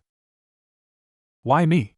I mean, there are a lot of other girls out there who are prettier than me, so why did you choose me, or is it just because that I'm just the first girl that you've come across in Kusa? She said with a hint of bitterness in her voice. She did not like it how other girls got all of the attention from the boys when she got none at all. Naruto was affronted at the tone that she was using when she described herself to him. He thought the total opposite, thinking she was beautiful in her own right. While it is true that you are the first girl that I have met in Kusa, Naruto said, not fully aware how much this hurt Karen. But I do not see how you could possibly think that you are not pretty. At this point a blush appeared on Naruto's face, but it did not stop him from speaking his mind. You have a great smile, and I don't think you realize just how amazing your hair is, Naruto stated to the said red-haired girl. No one had ever mentioned her hair, and it being pretty outside of her father. Karen looked up, using the vibrant red eyes, and looked into Naruto's oceanic blue ones and asked with a hesitant tone. Do you really mean that, Naruto? Karen said with a hint of uncertainty in her voice. Seeing the look in the eyes of Naruto, she jumped and hugged him. Karen did do that because she had a nervous blush on her face when she released the hug. It was then that Naruto talked about what they would be doing for the date. I guess we can go and have some lunch since you just finished your work, and I know that if I had just finished training I'd be hungry as well. Naruto questioned to Karen, who just nodded and smiled. In the mind of the red-haired girl, today was going to be a day that nothing could possibly ruin. But first I think that we should go to one of your shinobi clothing stores so that I can get some clothes to wear so that I don't make you look bad. I think that having a girl's opinion on the choice of clothes I buy should make me look better, right? Naruto questioned with a grin on his face as he just saw Karen giggle and nod, as she did think that Naruto needed some better choice of clothing, especially if he was a ninja. When they went into the store, Naruto was in for a sharp change of mindset because he noticed that all of the clothes that were in here were totally different to what Konoha had. Back at home, all of the clothes that Naruto had seen that people could buy were in the form of kimonos. In Kusa, though, it was a whole different kettle of fish because they had embraced the change when it came to the fashion that a lot of Konoha had discarded, thinking that it wouldn't sell at all. So Naruto, how much stuff do you need to buy today? By the looks of your clothing, I can guess that you need a whole new wardrobe. Karen grinned, lightly teasing, as she was finally finding out what it meant to have fun with people around her own age. Naruto was in the same boat. He knew that Shikamaru, Choji, and Kiba were not really friends to him. They were more like acquaintances when he looked back on the days he spent at the academy. Replying with a smile of his own, Naruto nodded and replied to the red-haired girl. Yeah, it seems as if I do need a whole new wardrobe. Would you mind helping me out here? Sure thing, you kind gentleman, Karen said with a giggle as she liked the way that Naruto was treating her. None of the boys at the academy had even half of the manners that Naruto seemed to have. So, what types of clothes would you like to wear, Naruto? Karen stated as she started imagining Naruto in all different types of clothes, wondering which ones would look the best on him. It took Naruto a while to decide what he wanted to wear. With that in mind, the red-headed girl went around to the shelves and pulled off some clothes so that Naruto could go into the store's changing rooms and try them on. It took Naruto a few minutes to change into the clothes because of his broken leg, but once that was done he called Karen over to the door. Opening the door, Karen was greeted with the sight of the new and improved Naruto Uzumaki. Wearing a pair of loose-fitting black track pants, tapered at the ankle, Naruto completed the look with a burnt orange hoodie with black trimmings and drawstrings. Naruto also replaced Irika's blue headband, which had stains and was falling apart. He replaced it with a simple black headband. Both Naruto and Karen were proud with how he now looked. The duo both thought it was a significant upgrade. It was then that Naruto's stomach grumbled as Karen was just about to start asking about what Naruto's food preferences were. Valiantly trying to hide the blush that was forming on his face, the blonde-haired boy jumped in. Well, Karen-chan, how about we go and talk over some lunch? As the duo of genin ninjas from different villages were walking down the street, Naruto and Karen came across someone, that the red-haired girl, her main bully. She was an outcast due to her red hair being so uncommon. She was the only person in the village with red hair outside her father. Not wanting to sound like a little whiny bitch as she had been called many a times in the past, Karen steeled her resolve and hoped that nothing would cause the girl's attention to focus on what she was doing with Naruto. Sadly, that was not the case, as the bully had indeed seen Naruto, who she had dubbed quite cute, and hanging around the nerdy, socially awkward Karen.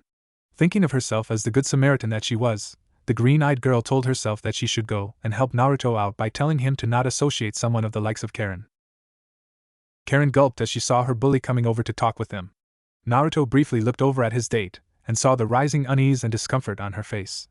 Looking where her head was at, he saw another girl coming over to them. As soon as the girl arrived onto the scene, she spoke with a pompous attitude. You know, that Karen is an awkward nerd. Someone as cute as you shouldn't be hanging out with the likes of her, but I'll let that pass. If you come and hang with me, then I'm sure we can more fun than what you would do with the blood clot, the girl said with a flirtatious smile on her face. Karen, for her part, was ready for the part when Naruto would blow off their dates so that he could go with the prettier girl. No. It was a complete sentence. Karen was in shock. It was as pure and as simple as that. The air that filled the footpath was so warm and inviting. She could feel it emanating from Naruto. Now, though, there was a chill to the air. It was oppressive and all-consuming. Crushed as she had been shut down so simply, the bully walked away, attempting her best facade to keep her dignity in check. On an emotional high due to Naruto reassuring that he wanted to be with her, Karen reached out softly and grabbed his hand. Feeling a softer hand wrap around his own, Naruto turned away from the retreating form of the bully and looked at the red-haired girl beside him. When he felt the squeeze on his hand, he saw a smile appear on the face of Karen. This was all that Naruto needed to return the smile, as he was having one of the happiest days of his life. He wouldn't trade today for anything. Then came the argument as to what was for lunch. It was light-hearted, and the smiles on the faces of Karen and Naruto didn't disappear for a second. In the end, they had settled on a place that both Naruto and Karen had come to terms with.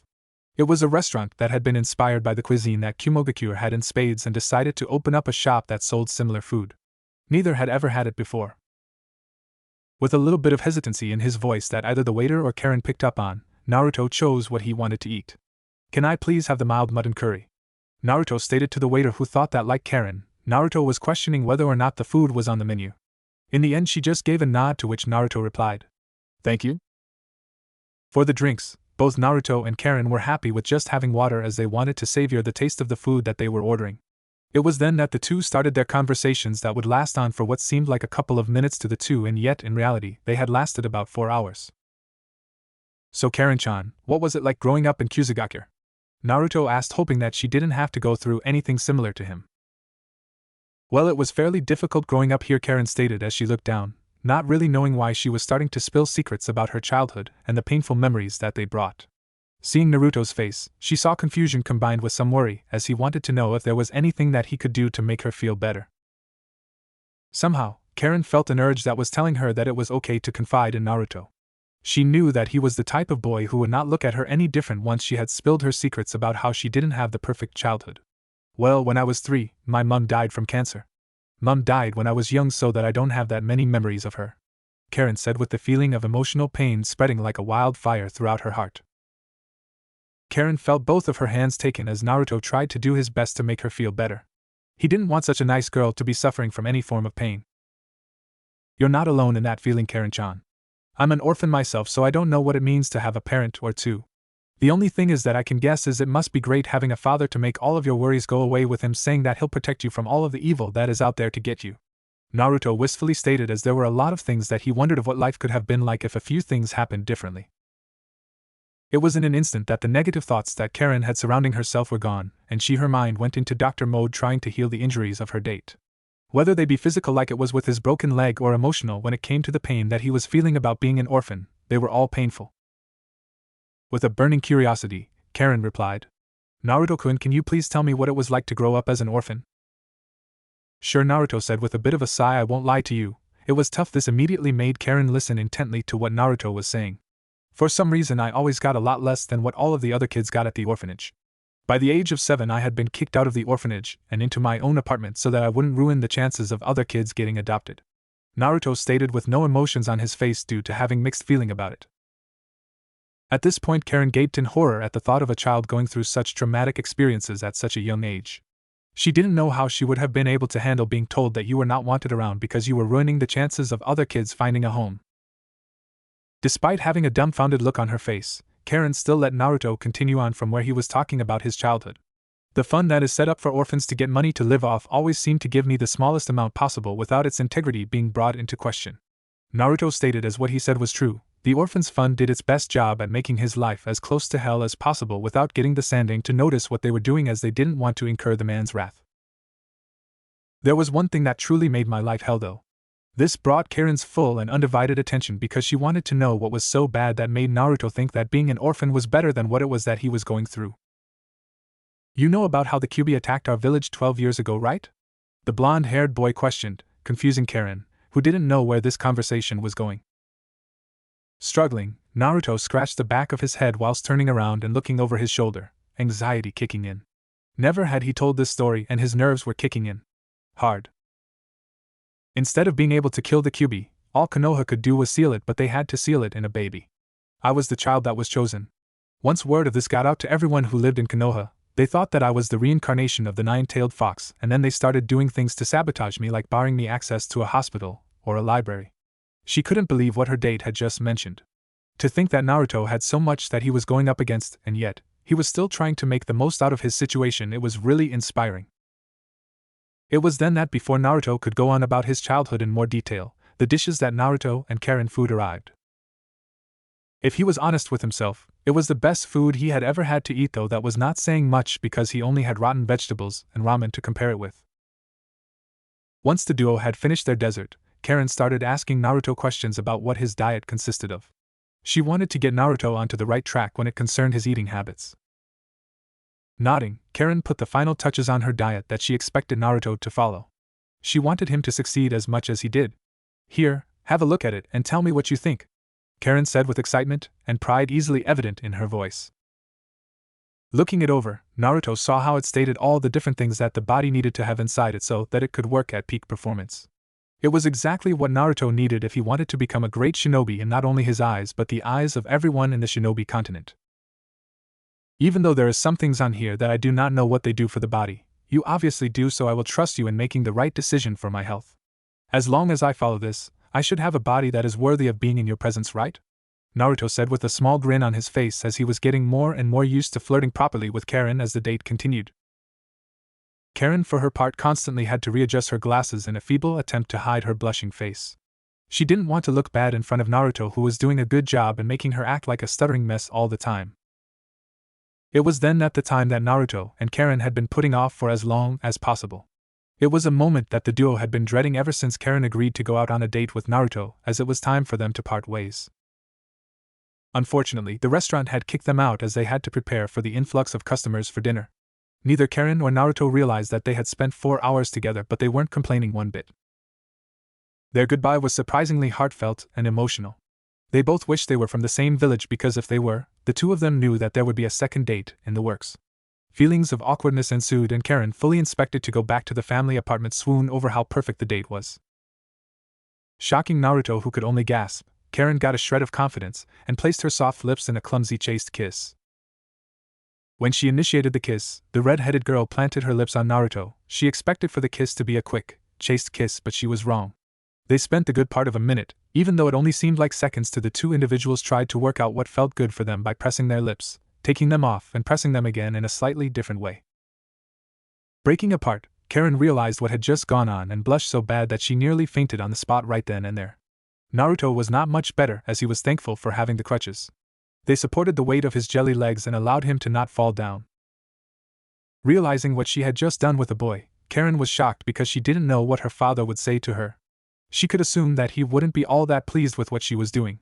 She immediately brought her hand up and started playing with her hair. "Sorry, Naruto-kun, but I have to go because my dad wouldn't like to see what I'm doing and I don't want to disappoint him," Karen said in a rush as she gave Naruto one last chaste kiss on the lips before racing into her house and closing the door, jumped onto the couch and started swooning over the boy who had stolen her heart for the first time. There was a feeling of naughtiness in the back of her mind, knowing that what she had done was not something that her father would like happening. She honestly didn't care about that though, as she was having the time of her. Naruto himself was shocked with what had just transpired, just happened. He was certainly not expecting to have a proper kiss with a girl, let alone a great girl in Karen, but he was certainly not complaining. When the red-eyed beauty stated how she didn't want to make her father mad.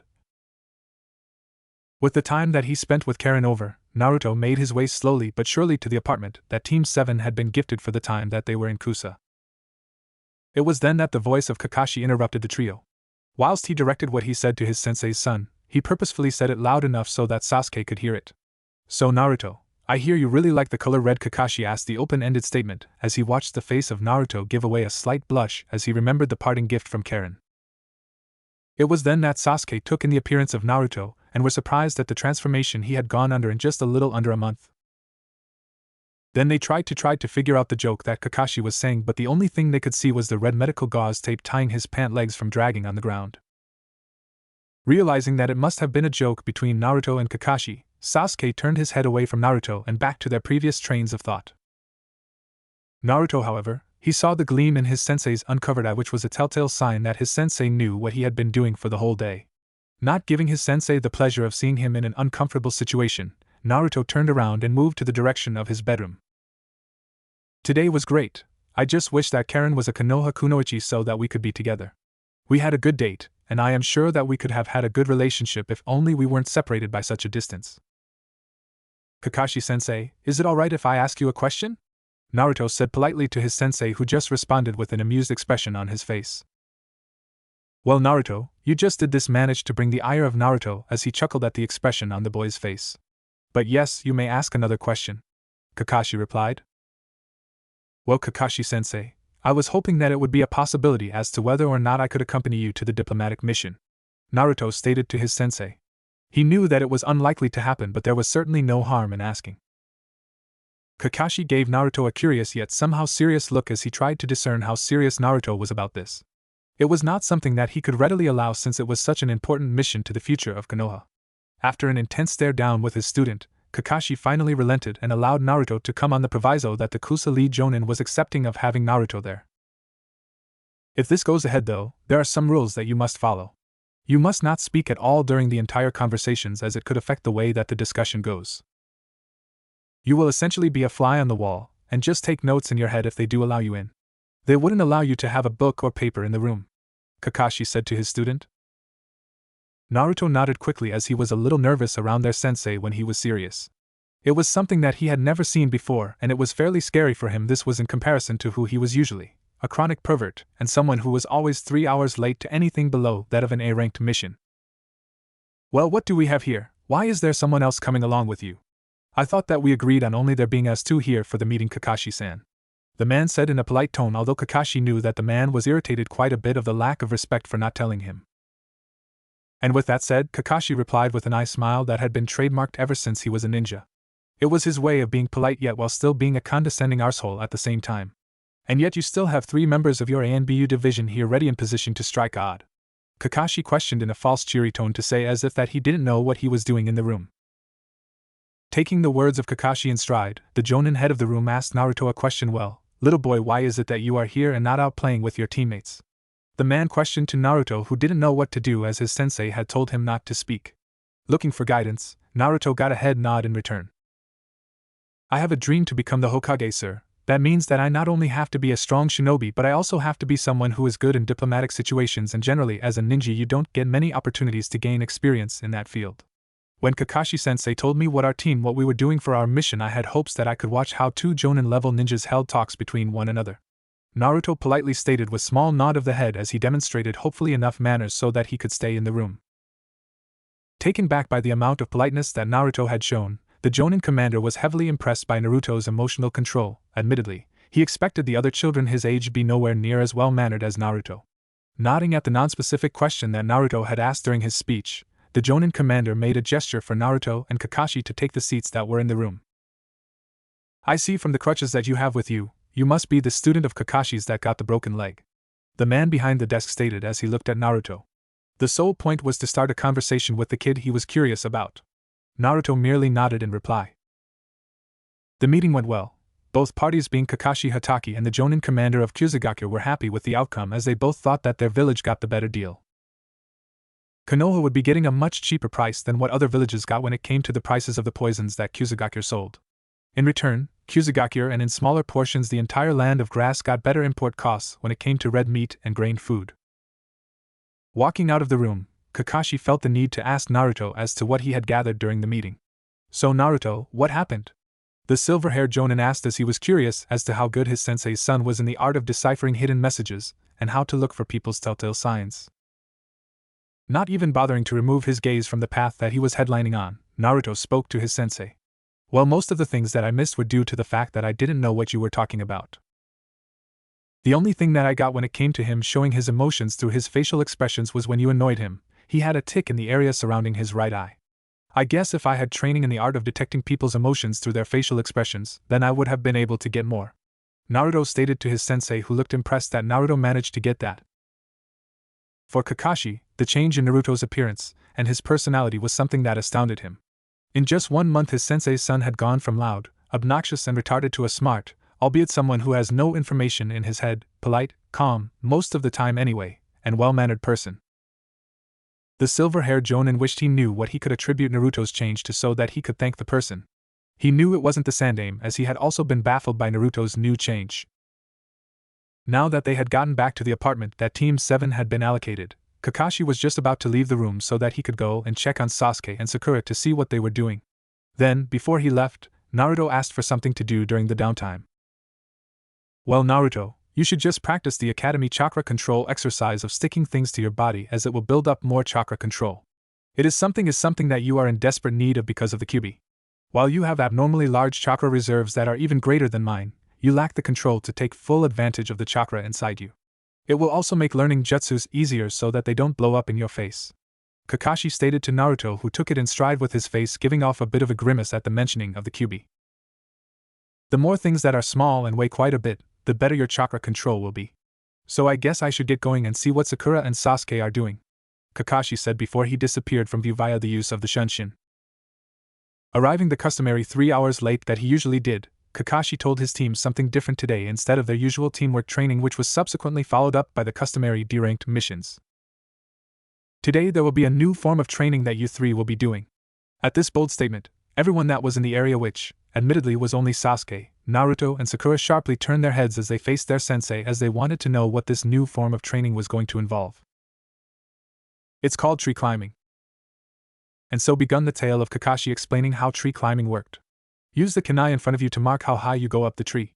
Each time try and do it just a little bit more than the last time so you can use it as motivation to get better, Kakashi stated, as he wanted to see how his students progress when it came to their first real form of training.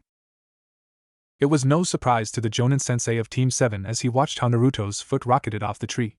The raven-haired Uchiha was much the same in the fact that he attacked the tree with too much chakra, much like his genin teammate in Naruto.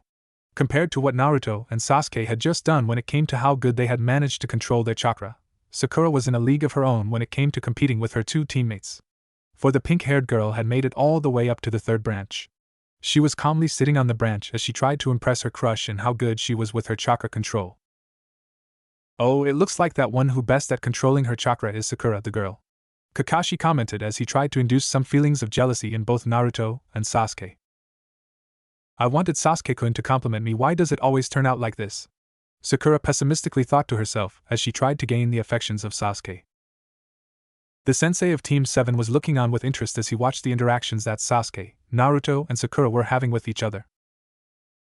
Maybe it's Sakura and not someone else that is closest to becoming the Hokage right now, Kakashi said, with Naruto for his part looking down in concentration as he tried to not let the words of his sensei get to him. It wasn't only Naruto who was getting ribbing from Kakashi, as Sasuke too got it. Maybe the Uchiha clan wasn't as great as what they were claimed to be. Kakashi trailed off as he watched the normally impassive face turn into a fierce scowl. Seeing what her sensei was trying to do, Sakura tried to get onto Sasuke's good side by sticking up for him and attacking her sensei, albeit verbally. Hey, shut up, sensei, Sakura stated as she had worries of her crush hating her. In the space of a month, where Team 7 had been working on their teamwork as well as the tree climbing exercise, Naruto was also furthering his skills as a ninja on the side. The first jutsu that Naruto learned was the wind release, great breakthrough layman's terms. It was just a massive gust of wind in a general direction that, if used by a strong enough ninja, was powerful enough that it could knock down trees. The second jutsu that Naruto learned was the wind release, violent wind palm. Reading about this jutsu, Naruto immediately saw other uses for this jutsu. He guessed that this jutsu would be able to repel all kinds of attacks except fire ninjutsu, since he knew what they could do, as he had been on the end of a combined wind and fire ninjutsu thanks to his teammate Sasuke. The main difference was the fact that this one didn't do as much damage in the direction it was sent. Add to that how the jutsu required more control rather than brute force made it a jutsu that Naruto wanted to learn. The major reason for this was how that Naruto could combine it with his kunai and shuriken that he threw so that the metallic weapons could sail through the air with more power behind them, which would make their cutting efficiency. When Naruto threw the kunai from his holsters in his left hand now instead of his right one and used it in combination with the new wind ninjutsu, Naruto watched in fascination as the kunai went through a tree before getting most of the way through a second one before it got caught. He was giddy, and this was compounded by how he was noticing his body changing over the past month, now that he was following Karen's diet plan. With an increase in calcium due to drinking large amounts of milk, the QB went into overdrive, strengthening the skeletal system of Naruto. In addition to having healthier bones, said bones were slowly being supported by ever-growing muscles. When Naruto looked into the recently purchased mirror, he saw that was changing for the better. His skin was looking healthier, there was more color to it. He was feeling better, had more energy, and filled out his clothes more. Slowly, his posture was becoming straighter and straighter due to achievement-based confidence. The customary shout of "You're late" woke Naruto out of his reverie. So sorry guys, this time there was a burst fire hydrant near the Hokage's office and I had to use my lightning manipulation to weld it together so that none of the water could come out, Kakashi said in what he thought was a believable tone of voice. The sad thing though was that since Sakura hadn't had much experience in determining a lie, she believed her sensei because she trusted him since he was one of her authority figures. Right, anyway, how about we go to the Hokage's tower so that we can get a new mission for today? The silver-haired Jonin said to his 3 genin students with an eye smile, being used to give them a condescending smile that stated ha ha ha. Everyone had to D-ranked missions, and you're no different. The reason why Kakashi did this was because he saw the looks of contempt grow on the faces of his students. It was none more so apparent on Sasuke's face as he showed his anger through his emotions. Sakura was not much better, as he could guess that she was worried about having her clothes dirty. Naruto, on the other hand, managed to hold in his distaste for the boring missions quite well, although to a seasoned chunin or someone above, it was easy to tell that Naruto hated them just as much as his two other teammates did. Walking through Konoha, Team 7 made their way to the Hokage Tower, and it was not until that Sakura looked around and didn't spot a leaked fire hydrant anywhere around. It was at this moment that Sakura rapidly turned around and pointed an accusing finger at her sensei. "You lied. You said that you had to fix a faulty fire hydrant today, and that's why you were late. I should have known you didn't do anything worthwhile. You probably were just reading your pervy book, weren't you, Kakashi-sensei?" Sakura said in an accusing tone of voice which, like usual, was very loud, which drew all of the people in the street and their attention onto Kakashi, amused at what was going on in front of them, as they all knew of the reputation that Kakashi had earned for himself being late. It was then that the silver-haired Jonin replied in usual Kakashi fashion by "Huh? You say something?" all the while never lifting his head out of his book to acknowledge her. This was something that made all of the people watching the interaction between sensei and student was something that made them laugh. Sakura, for her part, was beyond angry. She was livid, and that made her turn her head around and huff in anger and walk faster to their destination, hoping to find a mission so that she could get her mind off of how her sensei had just embarrassed her in public like that. Hokage's office. When all of Team 7 was standing in front of the Hokage, it was this time that Hiruzen Sarutobi started reading off of the paper in front of him that said what Team 7's next slated mission was. "It says here that your next mission is to babysit Yojiya-sama's baby boy, grocery shopping in a local town, and helping to dig up some potatoes," the Hokage stated as he watched the interactions of Team 7. Initially, Hiruzen thought that Naruto would have folded sooner and demanded a better mission, much like that Inuzuka kid had done just a week ago, but Hiruzen was surprised with the amount of composure that Naruto was putting on display. It was then that Naruto cracked and finally started talking about getting a better mission. Hokage-sama, when Naruto used that, it made the old man cringe, as he wasn't sure whether he liked the new Naruto compared to the old one. The old one was so full of life and happy, it was as if Naruto was the exact replica of what his mother was like, apart from the pathetic fanboy tendencies that Naruto had towards Sakura. This new Naruto, on the other hand, was so much duller in the way he expressed his emotions, and just didn't exude the same unbridled happiness that he once did. "I think we, as a team, are more than ready for a C-ranked mission. When we were on our B-ranked diplomatic mission to Kusa and had to battle a seasoned Chunin ninja and won the battle with just a little bit of help from Kakashi-sensei at the end. Even before that we were holding our own, even beating a Chunin that was throwing around high B-ranked and low A-ranked jutsus at us, and we were winning at the time, weren't we, Sasuke?" Naruto questioned to his male teammate. Said male teammate nodded as he caught on to the speech that Naruto was using to try and persuade the Hokage into giving their team a better mission. Amused at the way that Naruto was trying to sway his decision-making, the Sandaime Hokage decided to get into a battle of words with Naruto, and if Naruto could convince him, then he would allow the team to go on a C-ranked mission. Besides, they had Kakashi as their sensei. What's the worst that could happen? "Oh, you say that you had the battle completely under control. You say, then what about how you, Naruto, suffered a broken leg during the mission, Naruto? Care to explain that?"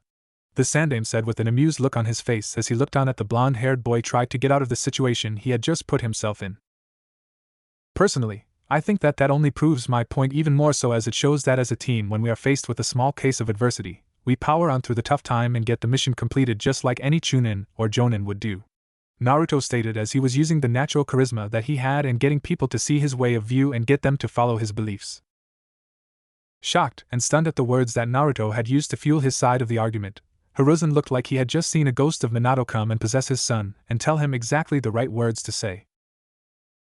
Irika, who was standing there beside the Hokage, helping the man with the missions, was about to say something about Naruto needing experience in doing more mission before they could request a C-ranked mission, but hearing how Naruto talked about how he could pass through the pain barrier of a broken leg and still fight and win against the Chunin was something that told Irika that Naruto was ready for another mission. Looking at the new Naruto, Irika wasn't sure what to think. On the one hand, he liked the new Naruto a lot and how he was maturing ever since that incident. The new Naruto was much better suited to the life of a ninja now that he had mellowed out a little. Doing the right thing at the time, Irika kept his mouth shut and his opinions to himself as he watched how the Sandaime spoke to Team 7 about their new mission to the Land of Waves. "Okay, I'll allow it." It was these words coming from the Sandaime Hokage that brought all of Team 7's attention onto the aging man, and they hung on to his every word in the hopes of hearing that they got a better mission. Somehow managing to keep the pipe that was lit in his mouth whilst speaking clearly, Hiruzen Sarutobi started speaking to the Genin team along with their sensei that was in front of him. "I will allow you to take on a C-ranked mission," Hiruzen said as he mused what the outcome of the mission would be. Although he knew that if anything serious happened then Kakashi could deal with relative ease. As soon as Hiruzen said this, he motioned a hand so that the Chunin doing guard duty would allow the client of Team 7 to come into the room. It was then that Kakashi Hatake and the 3 genin that made up his team were greeted with the sight of a drunken old man walking in with not much stability. As he walked in the room, he had to rest on the wall as he took a few massive gulps of the liquor from the bottle. To Naruto's eyes, the amount of disrespect the man was showing was ludicrous. If Naruto had been in the Hokage's shoes when the man entered drunk and practically off of his feet, well, Naruto would have been highly insulted and could very well possibly deny a mission. Naruto didn't voice his opinion as he didn't want to ruin the good faith that he had shown his boss to get the mission in the first place. "What is this bullshit? I hired ninjas, not somewhat behind-the-ears brats. I mean, look at the short one, is he even old enough to go to your ninja training school, let alone even be a ninja?" Tazuna wildly questioned as the alcohol in his bottle sloshed around as he tried to stand up, although that was hard since he was absolutely wasted. While Naruto had been growing rapidly thanks to the influx of nutrients that his body so desperately needed, Naruto growth spurt was not due to kick in for another few months. "I am the master bridge building expert Tazuna." At this point the grandfather paused so he could gather his bearings as he was seeing 2 of Sakura at the moment. "Once I have returned to my country I will have all of you protect my life with yours while I complete the bridge," Tazuna said to the group of 4 ninjas that he had paid to protect him. "Very well then, we will meet you 2 hours at the front gate of Konoha to go and complete the mission, okay?" Kakashi asked to the client, who only nodded in his drunken haze and backed out of the room clumsily, almost tripping over. It was then that Naruto commented on who his first client on a mission that went outside of Konoha. "That man, I hope this mission ends quickly because I don't want to spend much time around him at all," Naruto said to his 2 teammates, who both nodded as they equally didn't like the guy that questioned their status as a ninja. "Right then, Team 7 go home and get packed for the mission, which, considering the scroll here, it says that we will be gone for about a month," Kakashi said with a smile on his face as he wanted to see how his students reacted to finding out that they had to spend a whole month with the drunken old man. The groan that came from all of them was music to Kakashi's ears. It was not that hard for Naruto to pack all of his clothes and all of the other things that he needed for his journey to Wave Country. Once that was all done, Naruto went down to the Ichiraku ramen bar so that he could have a snack and have a conversation with Ayame and Tsuchi about what was going on in their lives at the moment. As soon as Naruto and Kakashi arrived at the front gates of Konoha and made their presence known, it was then that Sakura, not even thinking that Naruto might have gone through something traumatic, and just rattled off in her usual loud tone of voice. "Naruto baka. Where have you been? We have been waiting just over half an hour for you to get here." The pink-haired girl all but screamed, which, directed at Naruto, was enough for all of the people in a 15 radius to hear and made them listen intently to the conversation to see what the demon host would do. "Sakura, shut up," the blonde-haired boy said in an unusually cold voice that took Sakura by shock for a second. It was then that, since Sakura was a fairly spoiled girl with her childhood friendship Ino not helping it as much, thought that with Naruto having feelings for her, if she demanded what she wanted, she would get the answers that she sought. "No, Naruto. Do you know how badly this could affect our mission record? Sasuke-kun might not be able to do another mission for a long time since you are so selfish that you would hinder the chances of Sasuke-kun," Sakura said in a tone that easily made anyone around her know that she was angry. "Where do you think you have been, boy? I could have been home with my family and building my super bridge, but no, you had to be selfish and make others have to suffer from your actions," the drunken man said as his booze sloshed and struggled to keep his balance. "My offer still stands about your family, Tazuna, was it? So I suggest that you watch your mouth, or there will be the deaths of your family on your guilty conscience for the rest of your miserable life. If you don't want this to happen, then I suggest that your mouth stops moving," Naruto said with the coldest tone he had used so far in all of his life, and it was one that scared Sakura to no end, as she still had delusions of Naruto soon reverting to the orange-wearing idiot that he once was. Looking at everything that had just transpired in front of him, Kakashi sighed and hoped that the mission could go quickly and end as soon as possible, because he was not sure how he was going to survive it if it didn't start getting better. Whilst Naruto was right to feel annoyed, it was concerning to see such a shift from the blonde. He was going to have to monitor this. Thanks to Tazuna being a civilian, it meant that Team 7 was limited to a walking pace, one which an old, unfit drunken man could keep up with. In the mind of the raven-haired Uchiha, the boy was getting increasingly agitated, as he had been expecting at least some form of battle with some inept mercenaries, but to no avail. There had been none of the sort fight break out, although that was soon about to change. With the conversation between his student now over, Kakashi now turned his attention from Sakura and onto the path where the silver-haired Jonin noticed a puddle on the side of the road. He knew that it hadn't rained in the last few days. Kakashi instantly knew that it was a shinobi team, and he was curious as to seeing what would happen. Coming out of the puddle, the two Chunin from the Mist Village raced towards the sensei of Team 7 with their dual gauntlet chain combination. The blonde-haired boy was the first one to react as he jumped back to get more distance between him and the two demon brothers who were going for him next. Wind release, air bullet jutsu, Naruto called out as he blasted a bullet of compressed air out of his mouth, and at the slight gap in between his two enemies. Doing the instinctual thing, the two Chunin brothers from Kiri dodged the way that cost them the least amount of effort, considering they thought that their genin opponent was being cocky in trying to take the two of them out with the one jutsu. The force in which the wind release jutsu was so powerful that it broke the chain in half, so that the demon brothers were now not connected by the metal link. Having had enough of sitting back and allowing Naruto to take all of what he thought was his time to gain experience, Sasuke entered the battle and took Meizu out of Naruto's hands, which was fine by Naruto. He saw this and rushed towards Gozu to take his attention away from helping his brother versus Sasuke and kept him focused on himself. Engaging in a taijutsu battle was something that Naruto liked, as it allowed him to get up close and personal to his opponent, in which Naruto could use his size to his advantage. With a little right-gun chakra enhancing his strikes, Kakashi dropped down from out of nowhere, it seemed, in the mind of Sakura and struck the two Chunins from the Mist Village in the back of the neck. It was faster than anyone could follow, which made Gozu and Meizu drop down like a sack of potatoes as their bodies couldn't handle the pressure. As Kakashi went over to the two former Chunin, he prepared to tie them down. It was then that the pink-haired Kunoichi's voice rang through the pathway. "Kakashi-sensei, you're alright," Sakura exclaimed with happiness, as she didn't know what she would have done if she had lost her sensei then. It was then that the Kunoichi of the year asked a question that Kakashi hoped that she would have known without needing the answer. "How did you manage to escape?" Sakura questioned with confusion, as she didn't see anything to alleviate her worries when her sensei disappeared right in front of her very eyes.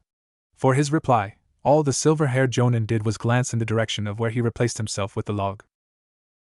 "TCH, show off, I could have handled my opponent, but Kakashi just had to drop in and take away my battle." The good thing was, though, that he also did it to Naruto so that he couldn't get any experience as well. "Sensei didn't have to do that, as I was fairly confident in the fact that I could win my battle. Oh well. At least this time I didn't freeze up like that slight little hesitation I had in my last mission." These were the respective thoughts of Sasuke and Naruto as they watched their sensei to see what he was doing, as whatever it was sure making Tazuna sweat quite a lot. Since Kakashi had such good control over his killing intent, it was only Tazuna that was feeling the effects as he got stared down by Kakashi, who was waiting for an explanation. He wanted to know why there were people who were trying to kill him and that they were desperate enough to send ninjas to do the job. Stammering, Tazuna did his best to gather what little control he had over his emotions, as he felt as if he was Scarecrow, only that he was a failing Scarecrow, and there was all these crows circling above wanting to take him down. "You're right, there is a super dangerous man after my life." Hiding the fact that he was laughing at his client because he always used the word super, Kakashi replied in his usual nonchalant tone of voice, although one could tell that his eye was firmly directed on Tazuna to detect whether or not the man was lying as he spoke. "Super, huh?" Kakashi replied, coercing the information out of the bridge builder.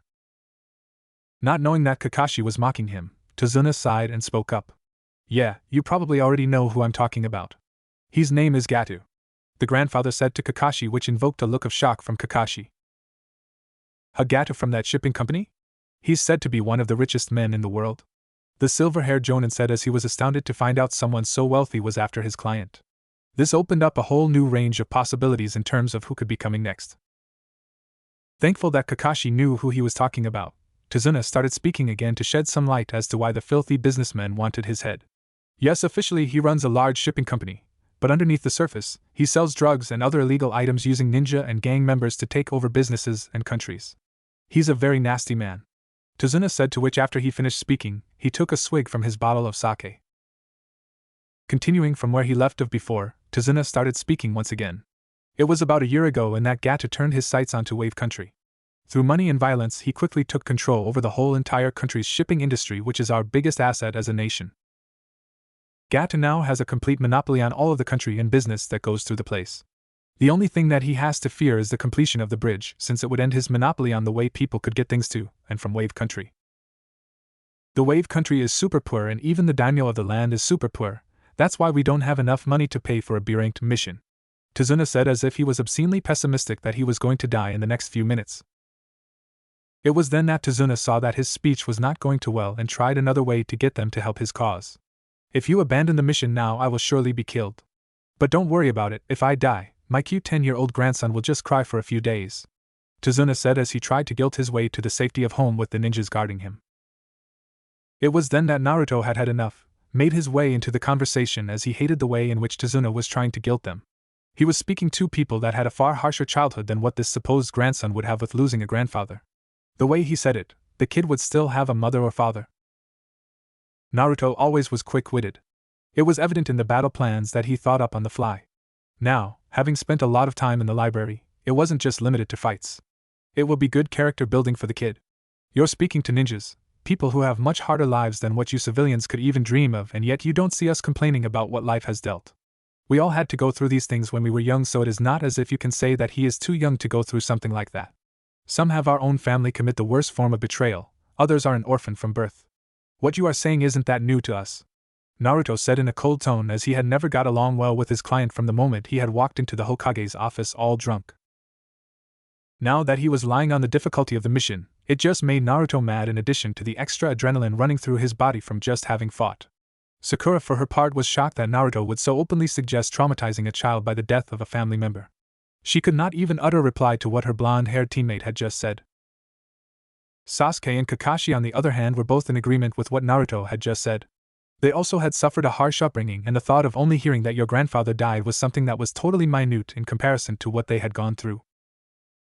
Shocked at what the blonde-haired kid had just said to him, Tazuna rapidly tried to think of a way that would make the team of ninjas come with him to protect his home. Oh yeah, my daughter will also live a sad life cursing the village hidden in the leaves forever since they allowed her father to die, Tazuna said as he tried to dig himself out of the hole that he was in. Sadly for the man, things didn't go as well as he had hoped. Naruto, acting much like the clan that he was hoping to join in the near future, sensed that the man was very much afraid and struck for the kill. She will not even know that you made it to the Leaf Village in the first place because you could have just as easily died by someone sent by Gato to kill you. That is more of a possibility than us failing to protect you. Looking at your facial expression, you know this as well as we do, so how about you come up with a valuable reason as to why we should help you? Otherwise, as protocol states, we will be leaving shortly to inform of an incorrect mission ranking and your family will be forced to pay for a B-ranked mission. This mission has been upgraded now that there are Chunin from a hidden village that tried to attack you, Naruto said without much care in the world for what would happen to Tazuna or his family.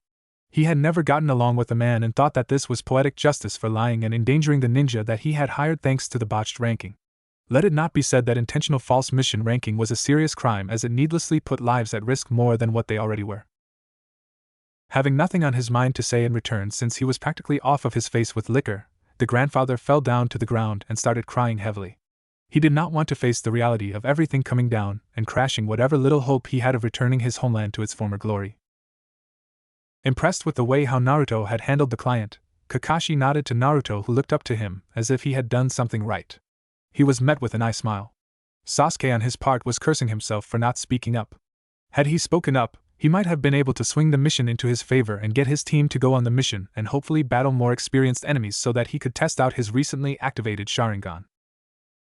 Sakura for her part was both proud and scared at what Naruto had just done. On one hand, she was proud because Naruto was able to stand up to a client when she knew that she wouldn't have been able to do that. On the other hand though, what Naruto had just done was cruel and wondered if Naruto would get worse as time went on.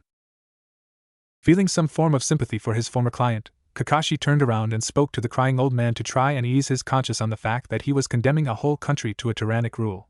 It was not something that Kakashi was unfamiliar with, as he had been witness to a whole lot of things from when he was in the ANBU, but it was never an easy thing to do. Tazuna-san, had you come to the Hokage and told him the truth about your situation, then he would have easily set up a payment plan in which the proper shinobi team could be assembled for the mission and that you could pay the cost of the mission over time as your village gets out of its depression. But since you chose to lie about mission rankings, which is one of the most frowned upon things one can do to a ninja, this will be the termination of your contract with the Hidden Leaf Village, Kakashi stated in a diplomatic tone. Turning his attention from the man, Kakashi looked at his own team and started talking in a commanding tone of voice. Now team, we will be heading off now. And with that said, Kakashi leapt up into the tree line shortly followed by Naruto, Sasuke and Sakura as they started moving on their way to home at a much faster speed in which they were walking at the last 2 days.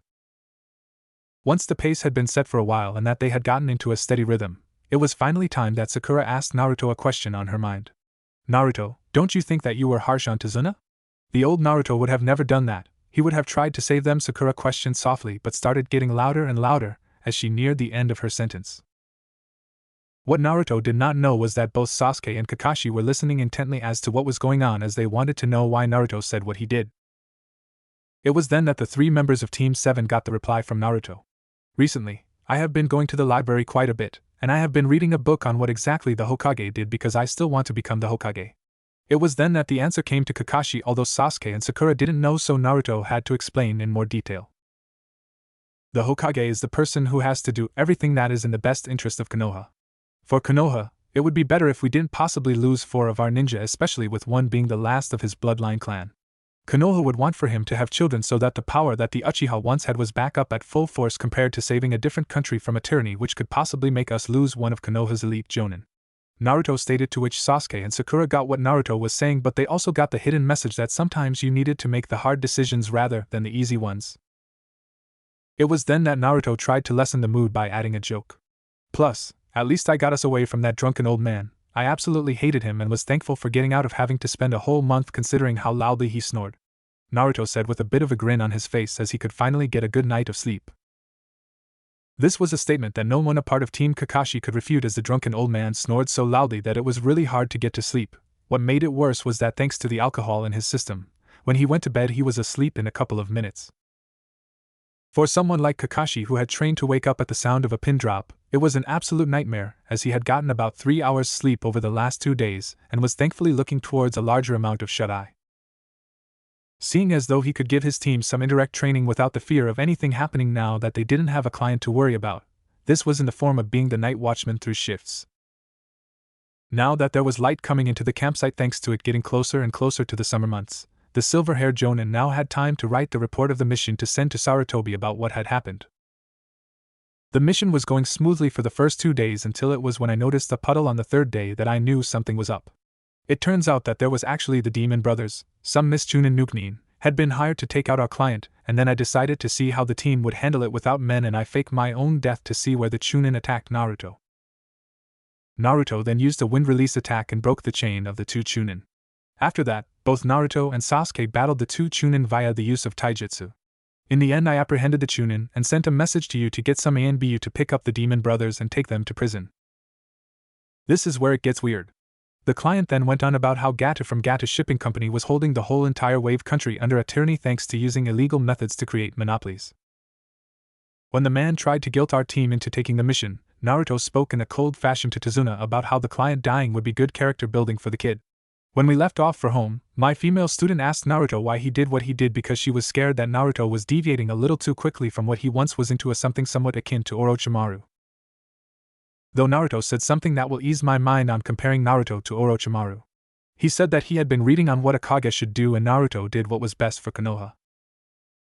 I would like to request a few more missions that we can take on the road after making a stop in Konoha to pick the scrolls up so that I can see just how far Naruto is changing and whether it is a cause for concern and if I should do something about it. Kakashi Hatake. After finishing writing on the paper, Kakashi silently summoned Baisuke to take the message and deliver it to the Sandaime Hokage via the summons world so that Hiruzen could have knowledge on why the mission went haywire. This was all done without Sasuke, Sakura or Naruto finding out, as they were all sleeping like a rock, although Naruto had not gotten control of his habit of moving around whilst he slept. Thankfully he was in a fairly tight sleeping bag which compensated for the moving around. Having arrived in the village for mere moments, enough for Kakashi to get some mission scrolls, Team 7 was on their way out again. Once they were down at the main gates of Konoha, Kakashi spotted the old couple casually sitting down on the bench as they held hand in hand, which clearly showed that they were happy and liking their time in Konoha. It was then that the silver-haired jonin walked up to the couple and started speaking to them. "Hello, my name is Kakashi Hatake and I, along with my students, are going to be the ninjas that you hired. I hope that you are happy and are alright with that?" Kakashi said in a lightly questioning tone of voice. This was just fine with the couple, as it gave them some time to spend with children who were the ages of what their possible grandchildren could have been if their son had not died in the Third Shinobi War. Since they never had grandchildren to spoil, combined with the fact that they were fairly well off, when the elderly couple went on holidays, they always made it a point to hire a genin team. This was so that they could spend time with children, as the ninja children generally were a bit more mature compared to what civilian kids of the same age would be. It was the female civilian out of the couple that spoke up to Kakashi. Yes, that is alright. I hope that your students are well-mannered, because kids at that age can be very unruly. The reason why last part was said was because on their way from their town in the south of Fire Country on the water's edge, they had the unfortunate luck in having to have the mighty Mato guy as the Jonin sensei. That mission was one that they would rather forget. Yes, my students are well-mannered and will be happy to guard you in the event of a bandit, or even some low-trained ninja, Kakashi said in a tone that made the client's reassurance that they would be getting home safely go up. It was then that they noticed the 3 students standing a bit off to the left of the sensei, who they guessed were their students. Looking over at them, the elderly couple were instantly pleased that there were no signs of whack job tendencies in the team compared to the last team that they had the pleasure of doing business with. Those green spandex suits would cause horrific nightmares for many more nights to come, not to mention that sunset as well. It was nearly all too much and made Kumiko have a heart attack at the sight. Right then, how about we get the mission started then, shall we? Kakashi questioned to the elderly couple, who smiled and nodded and got up with a slight bit of difficulty and picked up their bags so that they could finally get home. After having gotten past Kotetsu and Izumo, Team 7 along with their clients set out to the south of Fire Country. Naruto, seeing the trouble that the couple was going through, thought that the mission would go faster if the 2 old people didn't have to lug around all of their luggage with them. That was why he called the proceedings to a stop and got out a scroll from his backpack. Starting a conversation with the clients, Naruto started speaking. Would you like me to seal away your luggage so that you don't have to worry about dragging it along yourselves? Naruto asked in a polite tone, as he felt that it was prudent to get more experience working with clients since the last failed mission. The smile that was on the woman's face was one that Naruto was definitely not used to and felt uncomfortable. This was paramount when said lady walked up to him and enveloped him in a big hug. Releasing him from the confines of her chest, Kumiko spoke in a cheerful tone when addressing Naruto. Oh my, do you see here, Mizuno? These Konoha shinobi are such nice people. Back in my day, the ninjas didn't even offer to help the client, and yet, the last 2 times we've needed ninjas we've gotten such great people. Even if the last group with that weird green spandex kid and his even weirder green spandex wearing sensei were total nutjobs who should be in the mental ward at the hospital, they were such nice people in offering to get us to Konoha quicker. Kumiko beamed, as she definitely liked the treatment she was receiving from Naruto. Kakashi for his part couldn't help but snicker at the way his client spoke of Guy, so much so that it made Kumiko turn on him. Oh, you there, what's so funny? The elderly lady said, as she was confused as to why Kakashi was chuckling. With a nice smile, Kakashi replied to the client, a client so nice that he had a hard time remembering the last time they were so outgoing and friendly. Oh, it's just that I have to work with the nutjob, green spandex wearing sensei who needs to go to the mental ward on a regular basis, and that, by far, is the best description that anyone has come up with to describe him. Not really sure what to say to that, Naruto and Kumiko turned their attention to the luggage, in which the civilian of the pair watched how Naruto stored their luggage into the scroll before putting it into his backpack. There, all done, Naruto said with a small smile on his face. Wishing that she knew what Naruto had just done so that she could do it herself, the old lady grinned and gave Naruto a big hug. Scoffing at the attention that Naruto was receiving, Sasuke knew that what Naruto had just done was not special at all, so he wondered why Naruto was getting so much attention.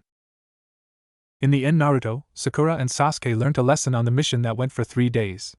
In some cases, your mission does not have to have any excitement in them. In fact, most missions that were ranked as a C-class mission did not have many forms of excitement, as they are mostly just for the security in case something does go wrong. This was highly visible in the 3rd ever mission that Team 7 went on, as nothing happened and most of the time was spent between the elderly couple trying to get to know the genin team. When they got the message that Sasuke was a very antisocial person in life, they stopped trying to speak with him and just spoke with Kakashi, Naruto, and Sakura instead.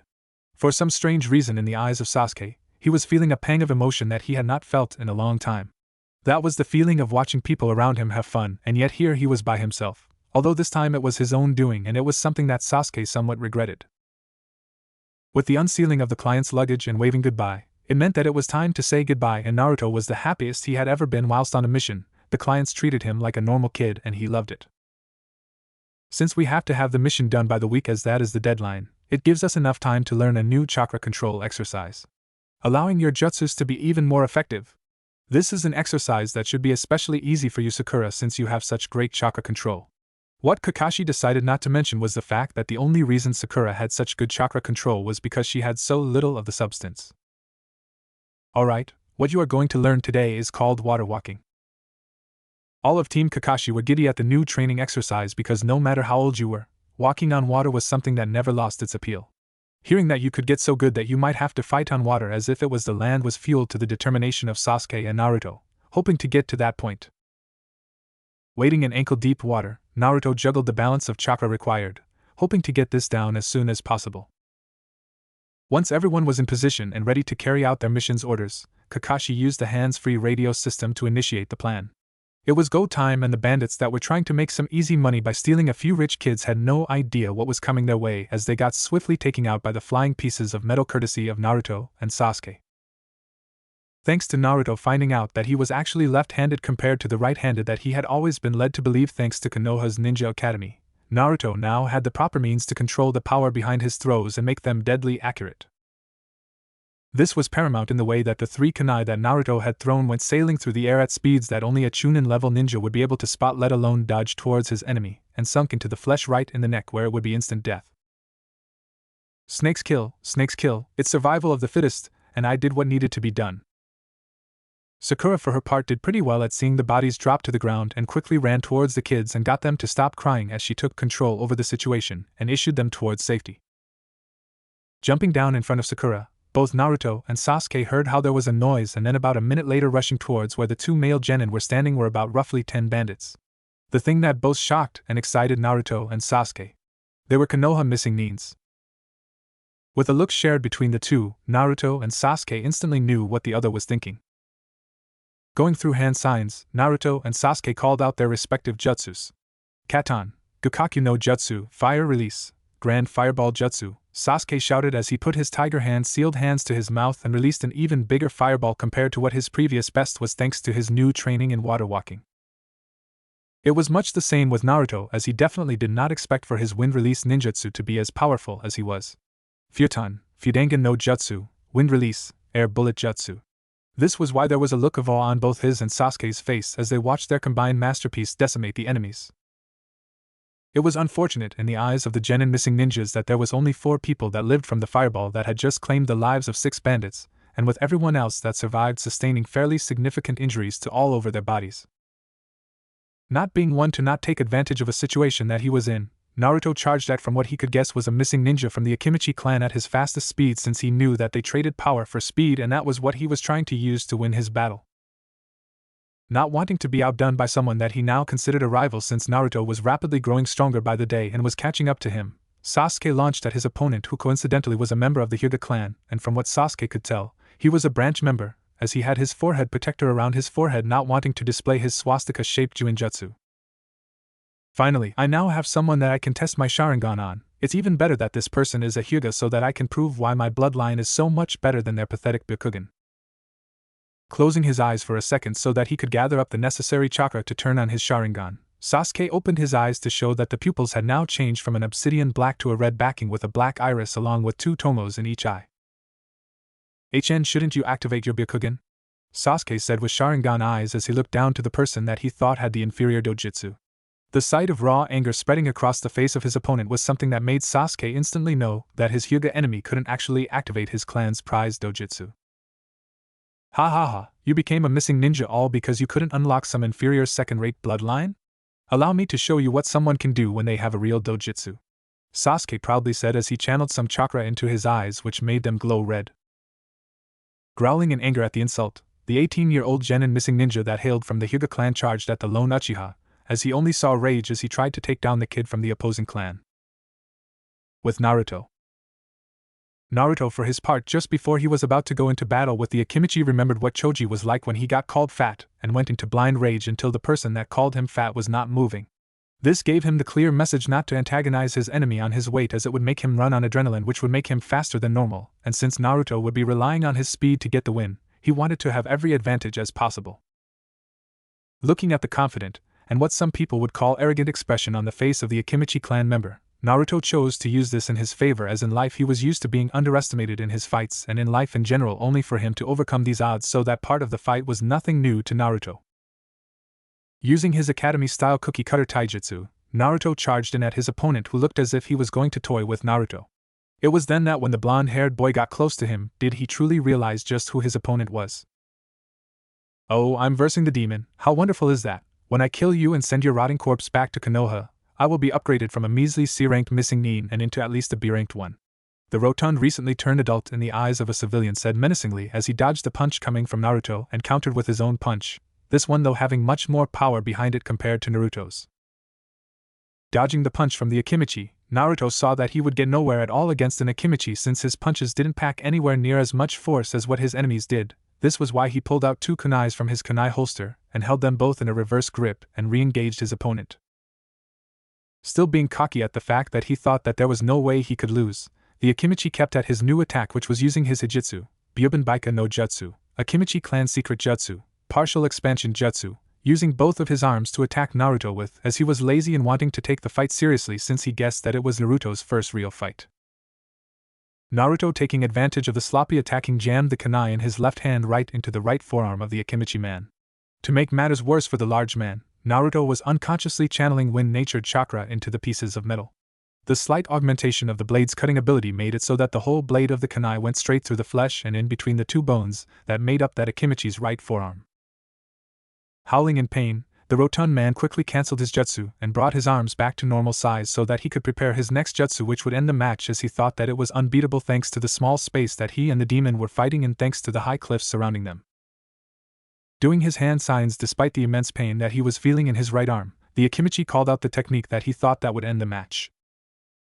Since his way of ending the match was a twofold jutsu combination, the Akimichi man called out the first move. Hijitsu, Baika no Jutsu, Akimichi clan secret jutsu, expansion jutsu. The teenager who was fat before called out as he now had changed his appearance into that of a sphere with arms, legs and a head instead of a human. With done, the man called out the other part of his plan in killing the demon and getting heaps of praise from his former home. Hijitsu, Nikuden Sasha, Akimichi clan secret jutsu, human bullet tank jutsu. The man called out as his arms, legs and head all came inside the sphere and charged straight for Naruto. Dodging the large ball coming at him, Naruto looked around to see if there was anything that he could use for his advantage to get the thing to stop. Seeing the rocky cliff faces that surrounded him, Naruto came up with the perfect idea to win the fight. Seeing that there was a point in which the 2 cliff faces that he and Sasuke were fighting in, Naruto put his plan into motion in getting the Akimichi to be permanently put to sleep. Dodging the bouncing off of the walls of the cliffs on either side of him, Naruto purposely dodged by going backwards into the point in which the 2 cliffs met as he baited the rolling ball to where he wanted it to go. When Naruto was in the final position that would spell the end for the Akimichi, Naruto waited for the right moment in which he timed his jump to near perfection as he jumped with the chakra enhancing his muscles and just got high enough to dodge the large rotund ball. Falling down onto his feet as he faced the behind of the Akimichi ball as it neared the dead end of the cliffs, Naruto did his jutsu. Forming his hands in the snake seal, Naruto pushed them out from the core of his body as he called out the name of the technique. Futon de Tapa. Wind release, great breakthrough. The blonde-haired boy called out as he made the massive gust of wind generate from his hands and pushed it towards the ball, making its speed increase exponentially. That was why it was no surprise to Naruto though when the sphere of flesh collided with the cliff at such speeds that it created G-forces in excess of over 25 Gs. This was created by the sudden stop when colliding at a speed that he could not bounce off and had to take the full impact head-on. This amount of horizontal G-force came with enough pressure that it broke the spinal column of the Akimichi man. Not wanting to take a chance even if his enemy had been defeated, Naruto got out a kunai from his pocket and threw it hard and fast, watching how the metal impacted with the windpipe of the Akimichi, and watched him die within a few seconds. Despite having just murdered the man, the Uzumaki liked to think he had a code. Jumping onto one of the cliff faces, he placed a ceiling tag on the wall and let it explode, giving the enemy ninja a burial. Wanting to test out how good his Sharingan was in battle, Sasuke activated his bloodline limit and charged at the Hyuga ninja. Feinting to the right with him jabbing forward with his right hand, Sasuke telegraphed such a blatant attack that his opponent got cocky. It was only when it was too late did he see the other hand clock his jaw. Growling, the Hyuga leapt back as he prepared himself mentally to take it up a notch. 5 minutes later, and there was still no clear-cut person who had the advantage going by the facial expressions on the faces of Sasuke and his opponent. 2 of them were both panting as Sasuke's endurance was slowly wearing down, and the Hyuga was not much better, as he constantly had to use chakra to fuel his formidable taijutsu style. I need to get better at lasting longer in fights, Sasuke thought to himself. Jumping back, Sasuke went through a string of hand seals. Fire release, grand fireball jutsu. Expecting his opponent to dodge the fireball coming towards him, Sasuke waited patiently. Seeing him jump to the left, Sasuke used the replacement jutsu to close the gap. Normally it was used as a defensive technique. Lightning release, false darkness jutsu, Sasuke called out as he watched the small bit of fear etch onto the face of his enemy before he tried to dodge the attack. Despite the attack not being at full power, it was still powerful enough that the lightning pierced through his rib cage and went through a lung. Happy that it wasn't him that was on the receiving end of the jutsu, Sasuke also had the dream that instead, it was Itachi on the receiving end. It was then that the voice of Kakashi ran into his ears and made the Uchiha boy turn his attention to his sensei. Bravo Sasuke, bravo, you did well in that fight. I must say that I am surprised that you can use lightning release techniques. If I was to guess by the way that you did the jutsu, I would say that lightning was your element instead of fire the Uchiha clan is so famous for. Kakashi mused to his student who didn't know what to feel. Having a question on his mind, Sasuke spoke up wanting to get answers. What was that big noise a while ago? Did you have to fight an enemy or something? Sasuke asked, doubting that either of his teammates were capable of that. Oh, that was the culmination of Naruto's battle with his opponent. Kakashi said in his usual aloof tone as he watched Sasuke's face to see what would happen. He was not surprised when he saw the anger come in spades before it quickly disappeared into that of an arrogant smirk. Humph, if I hadn't wanted to test out my Sharingan out and get better with it, I could have easily ended my battle faster than what Naruto did. Sasuke and Kakashi made their way over to where Naruto and Sakura were at so that they could finish up and collect their payment for the completion of the mission. Taking the offer of hospitality, Team 7 were treated to a home-cooked meal, a shower and nice warm beds. 5 days later and Team Kakashi was now at the capital of the Fire Country, and were waiting for their security clearance to go through and allow them to gain access to meet the Fire Daimyo. Naruto, since you want to become the Hokage, you will have to pay attention here since the person we are meeting is the Dun that gives you your funding and missions to run Konoha. You don't want Konoha to turn out like Sunagakure and that your daimyo gives most of your missions away to neighboring countries just because you managed to annoy your boss. Kakashi stated as he thought that it would do Naruto good to get some familiarity with the man. Nodding at what his sensei had just said, Naruto took the time to go over in his head everything he could think of, so as to follow this conversation. Getting the nod from the samurai that were standing guard at the front door, Kakashi walked in to get the document. Hello Daimyo-sama, it has been quite a while since we have last met. Kakashi politely stated, yet while still being respectful, as it was the easiest way to start a conversation with the man that he remembered from past experiences. Oh, now I remember that teenager from a long time ago who looked just like you, and he came with Minato-kun to the party I hosted for his inauguration to the position of Hokage. The man who was slightly oblivious in remembering who was in front of him. Yes, Daimyo-sama, that was me back then, as I came along thanks to Minato-sensei who invited me and his then girlfriend at the time, Kushina. The silver-haired jonin stated to the man who he was confident in that he wouldn't associate Naruto. Ah, it is such a sad thing that Kushina-chan and Minato-kun are no longer among the living. Oh, if you called Minato-kun Minato-sensei, then you must be Kakashi-kun, the son of Konoha's white fawn no less. Wow, Kakashi-kun, you sure have grown up since I last saw you. It seems that your final growth spurt was very kind to you, wasn't it? The fickle and indecisive man questioned to Kakashi, who just smiled and started his reply. Yes, I wish Minato-sensei and Kushina-chan were still alive, but alas, things can't always go your way, Kakashi said in a wistful tone of voice. Well, I am sure that you are the Fire Daimyo. You must have a lot on your plate, and be very busy, so I think it would be best that if we handed you the scroll so that you can get on with your no doubt hectic schedule ahead of you. The silver-haired jonin stated, as from what he had learned from the Sandaime was that the Fire Daimyo was someone that was easily persuaded. As soon as they were done with their meeting inside the office of the Land of Fire's Daimyo, it was then that Sakura, since she had free time in Foreign City, did the best thing that she could think of. That was to ask her beloved onto a date. Hey Sasuke-kun, would you want? Sakura said to the raven-haired Uchiha who cut her off before she finished speaking. You are worse than Naruto. This comment completely shattered the girl's confidence, as she thought that no matter how good Naruto got, he would still be the dead last of the class, as everyone else around him would get better as well. Her delirium was shaken off by what Sasuke said next. If you have time to prepare yourself in the morning, which takes forever, then you have enough time to go and train, Sasuke said before walking off so that he could go and find a place in which he could build up his stamina and chakra reserves. With new determination to train instilled into her by her crush, Sakura went back to where Kakashi and Naruto were and started talking to her sensei, interrupting whatever conversation that might have been going on between Naruto and Kakashi. Kakashi-sensei, how do you build your chakra reserves so that you have more chakra? Sakura questioned to her sensei, as right now it was the first time she was taking an active interest in training, and she guessed that her sensei was shocked. Indeed, the man known as Kakashi Hatake was shocked, so was Naruto, who was standing right there next to his sensei. Being the person who he is, something that Kakashi said to annoy people was said as he didn't believe what he had just heard. "Huh, you say something?" the silver-haired jonin asked his only female student. Blushing in embarrassment for a reason she did not know, Sakura pressed on to get the information that she wanted. "I said, how do you build your chakra so that you have more of the energy?" Sakura questioned to her sensei, who had just gotten over the shock of Sakura actually wanting to train. "Oh, so you're actually taking your training seriously, Sakura-chan?" Kakashi mused as he wanted to see her reaction. He was not surprised when he saw how Sakura blushed at the obvious fact that she hadn't been taking her shinobi training seriously up until now. "Well, training for larger chakra reserves is like training a muscle. I am sure you know how the muscle structure inside the body works since you have a lot of knowledge inside that head of yours, right?" Kakashi questioned, to which Sakura nodded in thanks and ran off to get her training started as she had just the exercise in mind that would increase her chakra reserves. "So, you being trained by the Yondaime Hokage, huh? Is that the reason why you are such a good ninja, Kakashi-sensei?" Naruto questioned as he wanted to know what it was like having a Hokage in the making training you. "Minato-sensei was a great man, and I would have liked him even if he wasn't my sensei.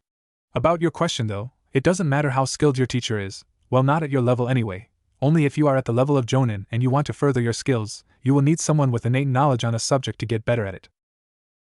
The point I am trying to make is that, if I had absolutely no interest in training you because I thought of you as the fox, I would be a worse teacher than Irika, your Chunin-sensei at the academy, since he would be more willing to help you," Kakashi said to Naruto, who nodded but immediately followed up with a new question.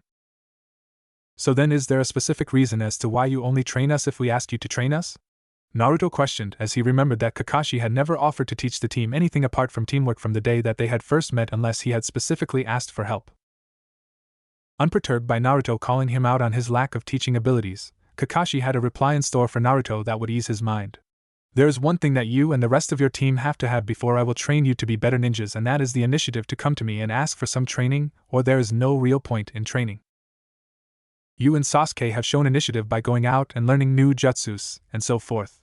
What's the point of me just handing out free jutsus to you and Sasuke, other than to overinflate your ego?" Kakashi mused, getting Naruto to think.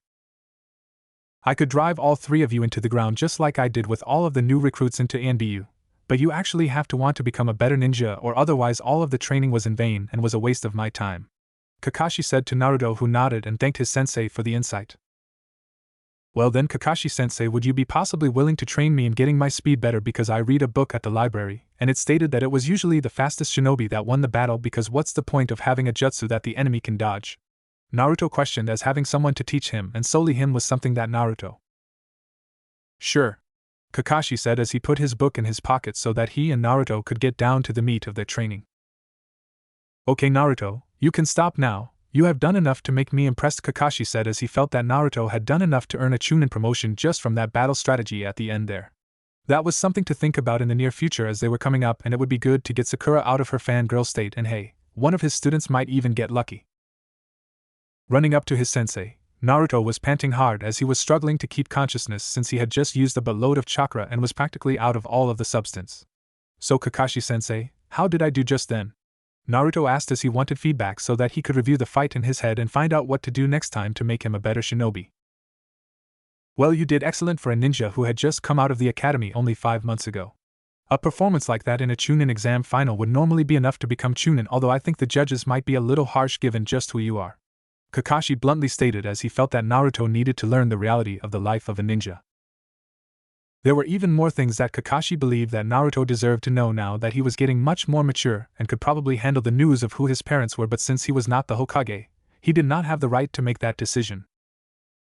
Dismissing his musing thoughts, Kakashi watched as Naruto struggled to stand. "Naruto, you might want to go and get some food as you look like you're about to pass out from a lack of chakra inside your body which is needed for it to run properly." Nodding at the statement that came from Kakashi-sensei, Naruto went over to where he had placed his backpack down by a tree. Instead of the 3 ration bars and a protein shake, Naruto was now eating 8 nutrient bars and 2 protein shakes. Over the course of the next 3 hours, Naruto got exercises drilled into him that made his body protest. So much so, that Naruto questioned the level of intensity he had previously put into every other workout. Whenever Naruto would use a muscle to the point of exhaustion, Kakashi would switch the exercise so that he could focus on a different set of muscles and develop them to the point of exhaustion only to once again change to a new muscle.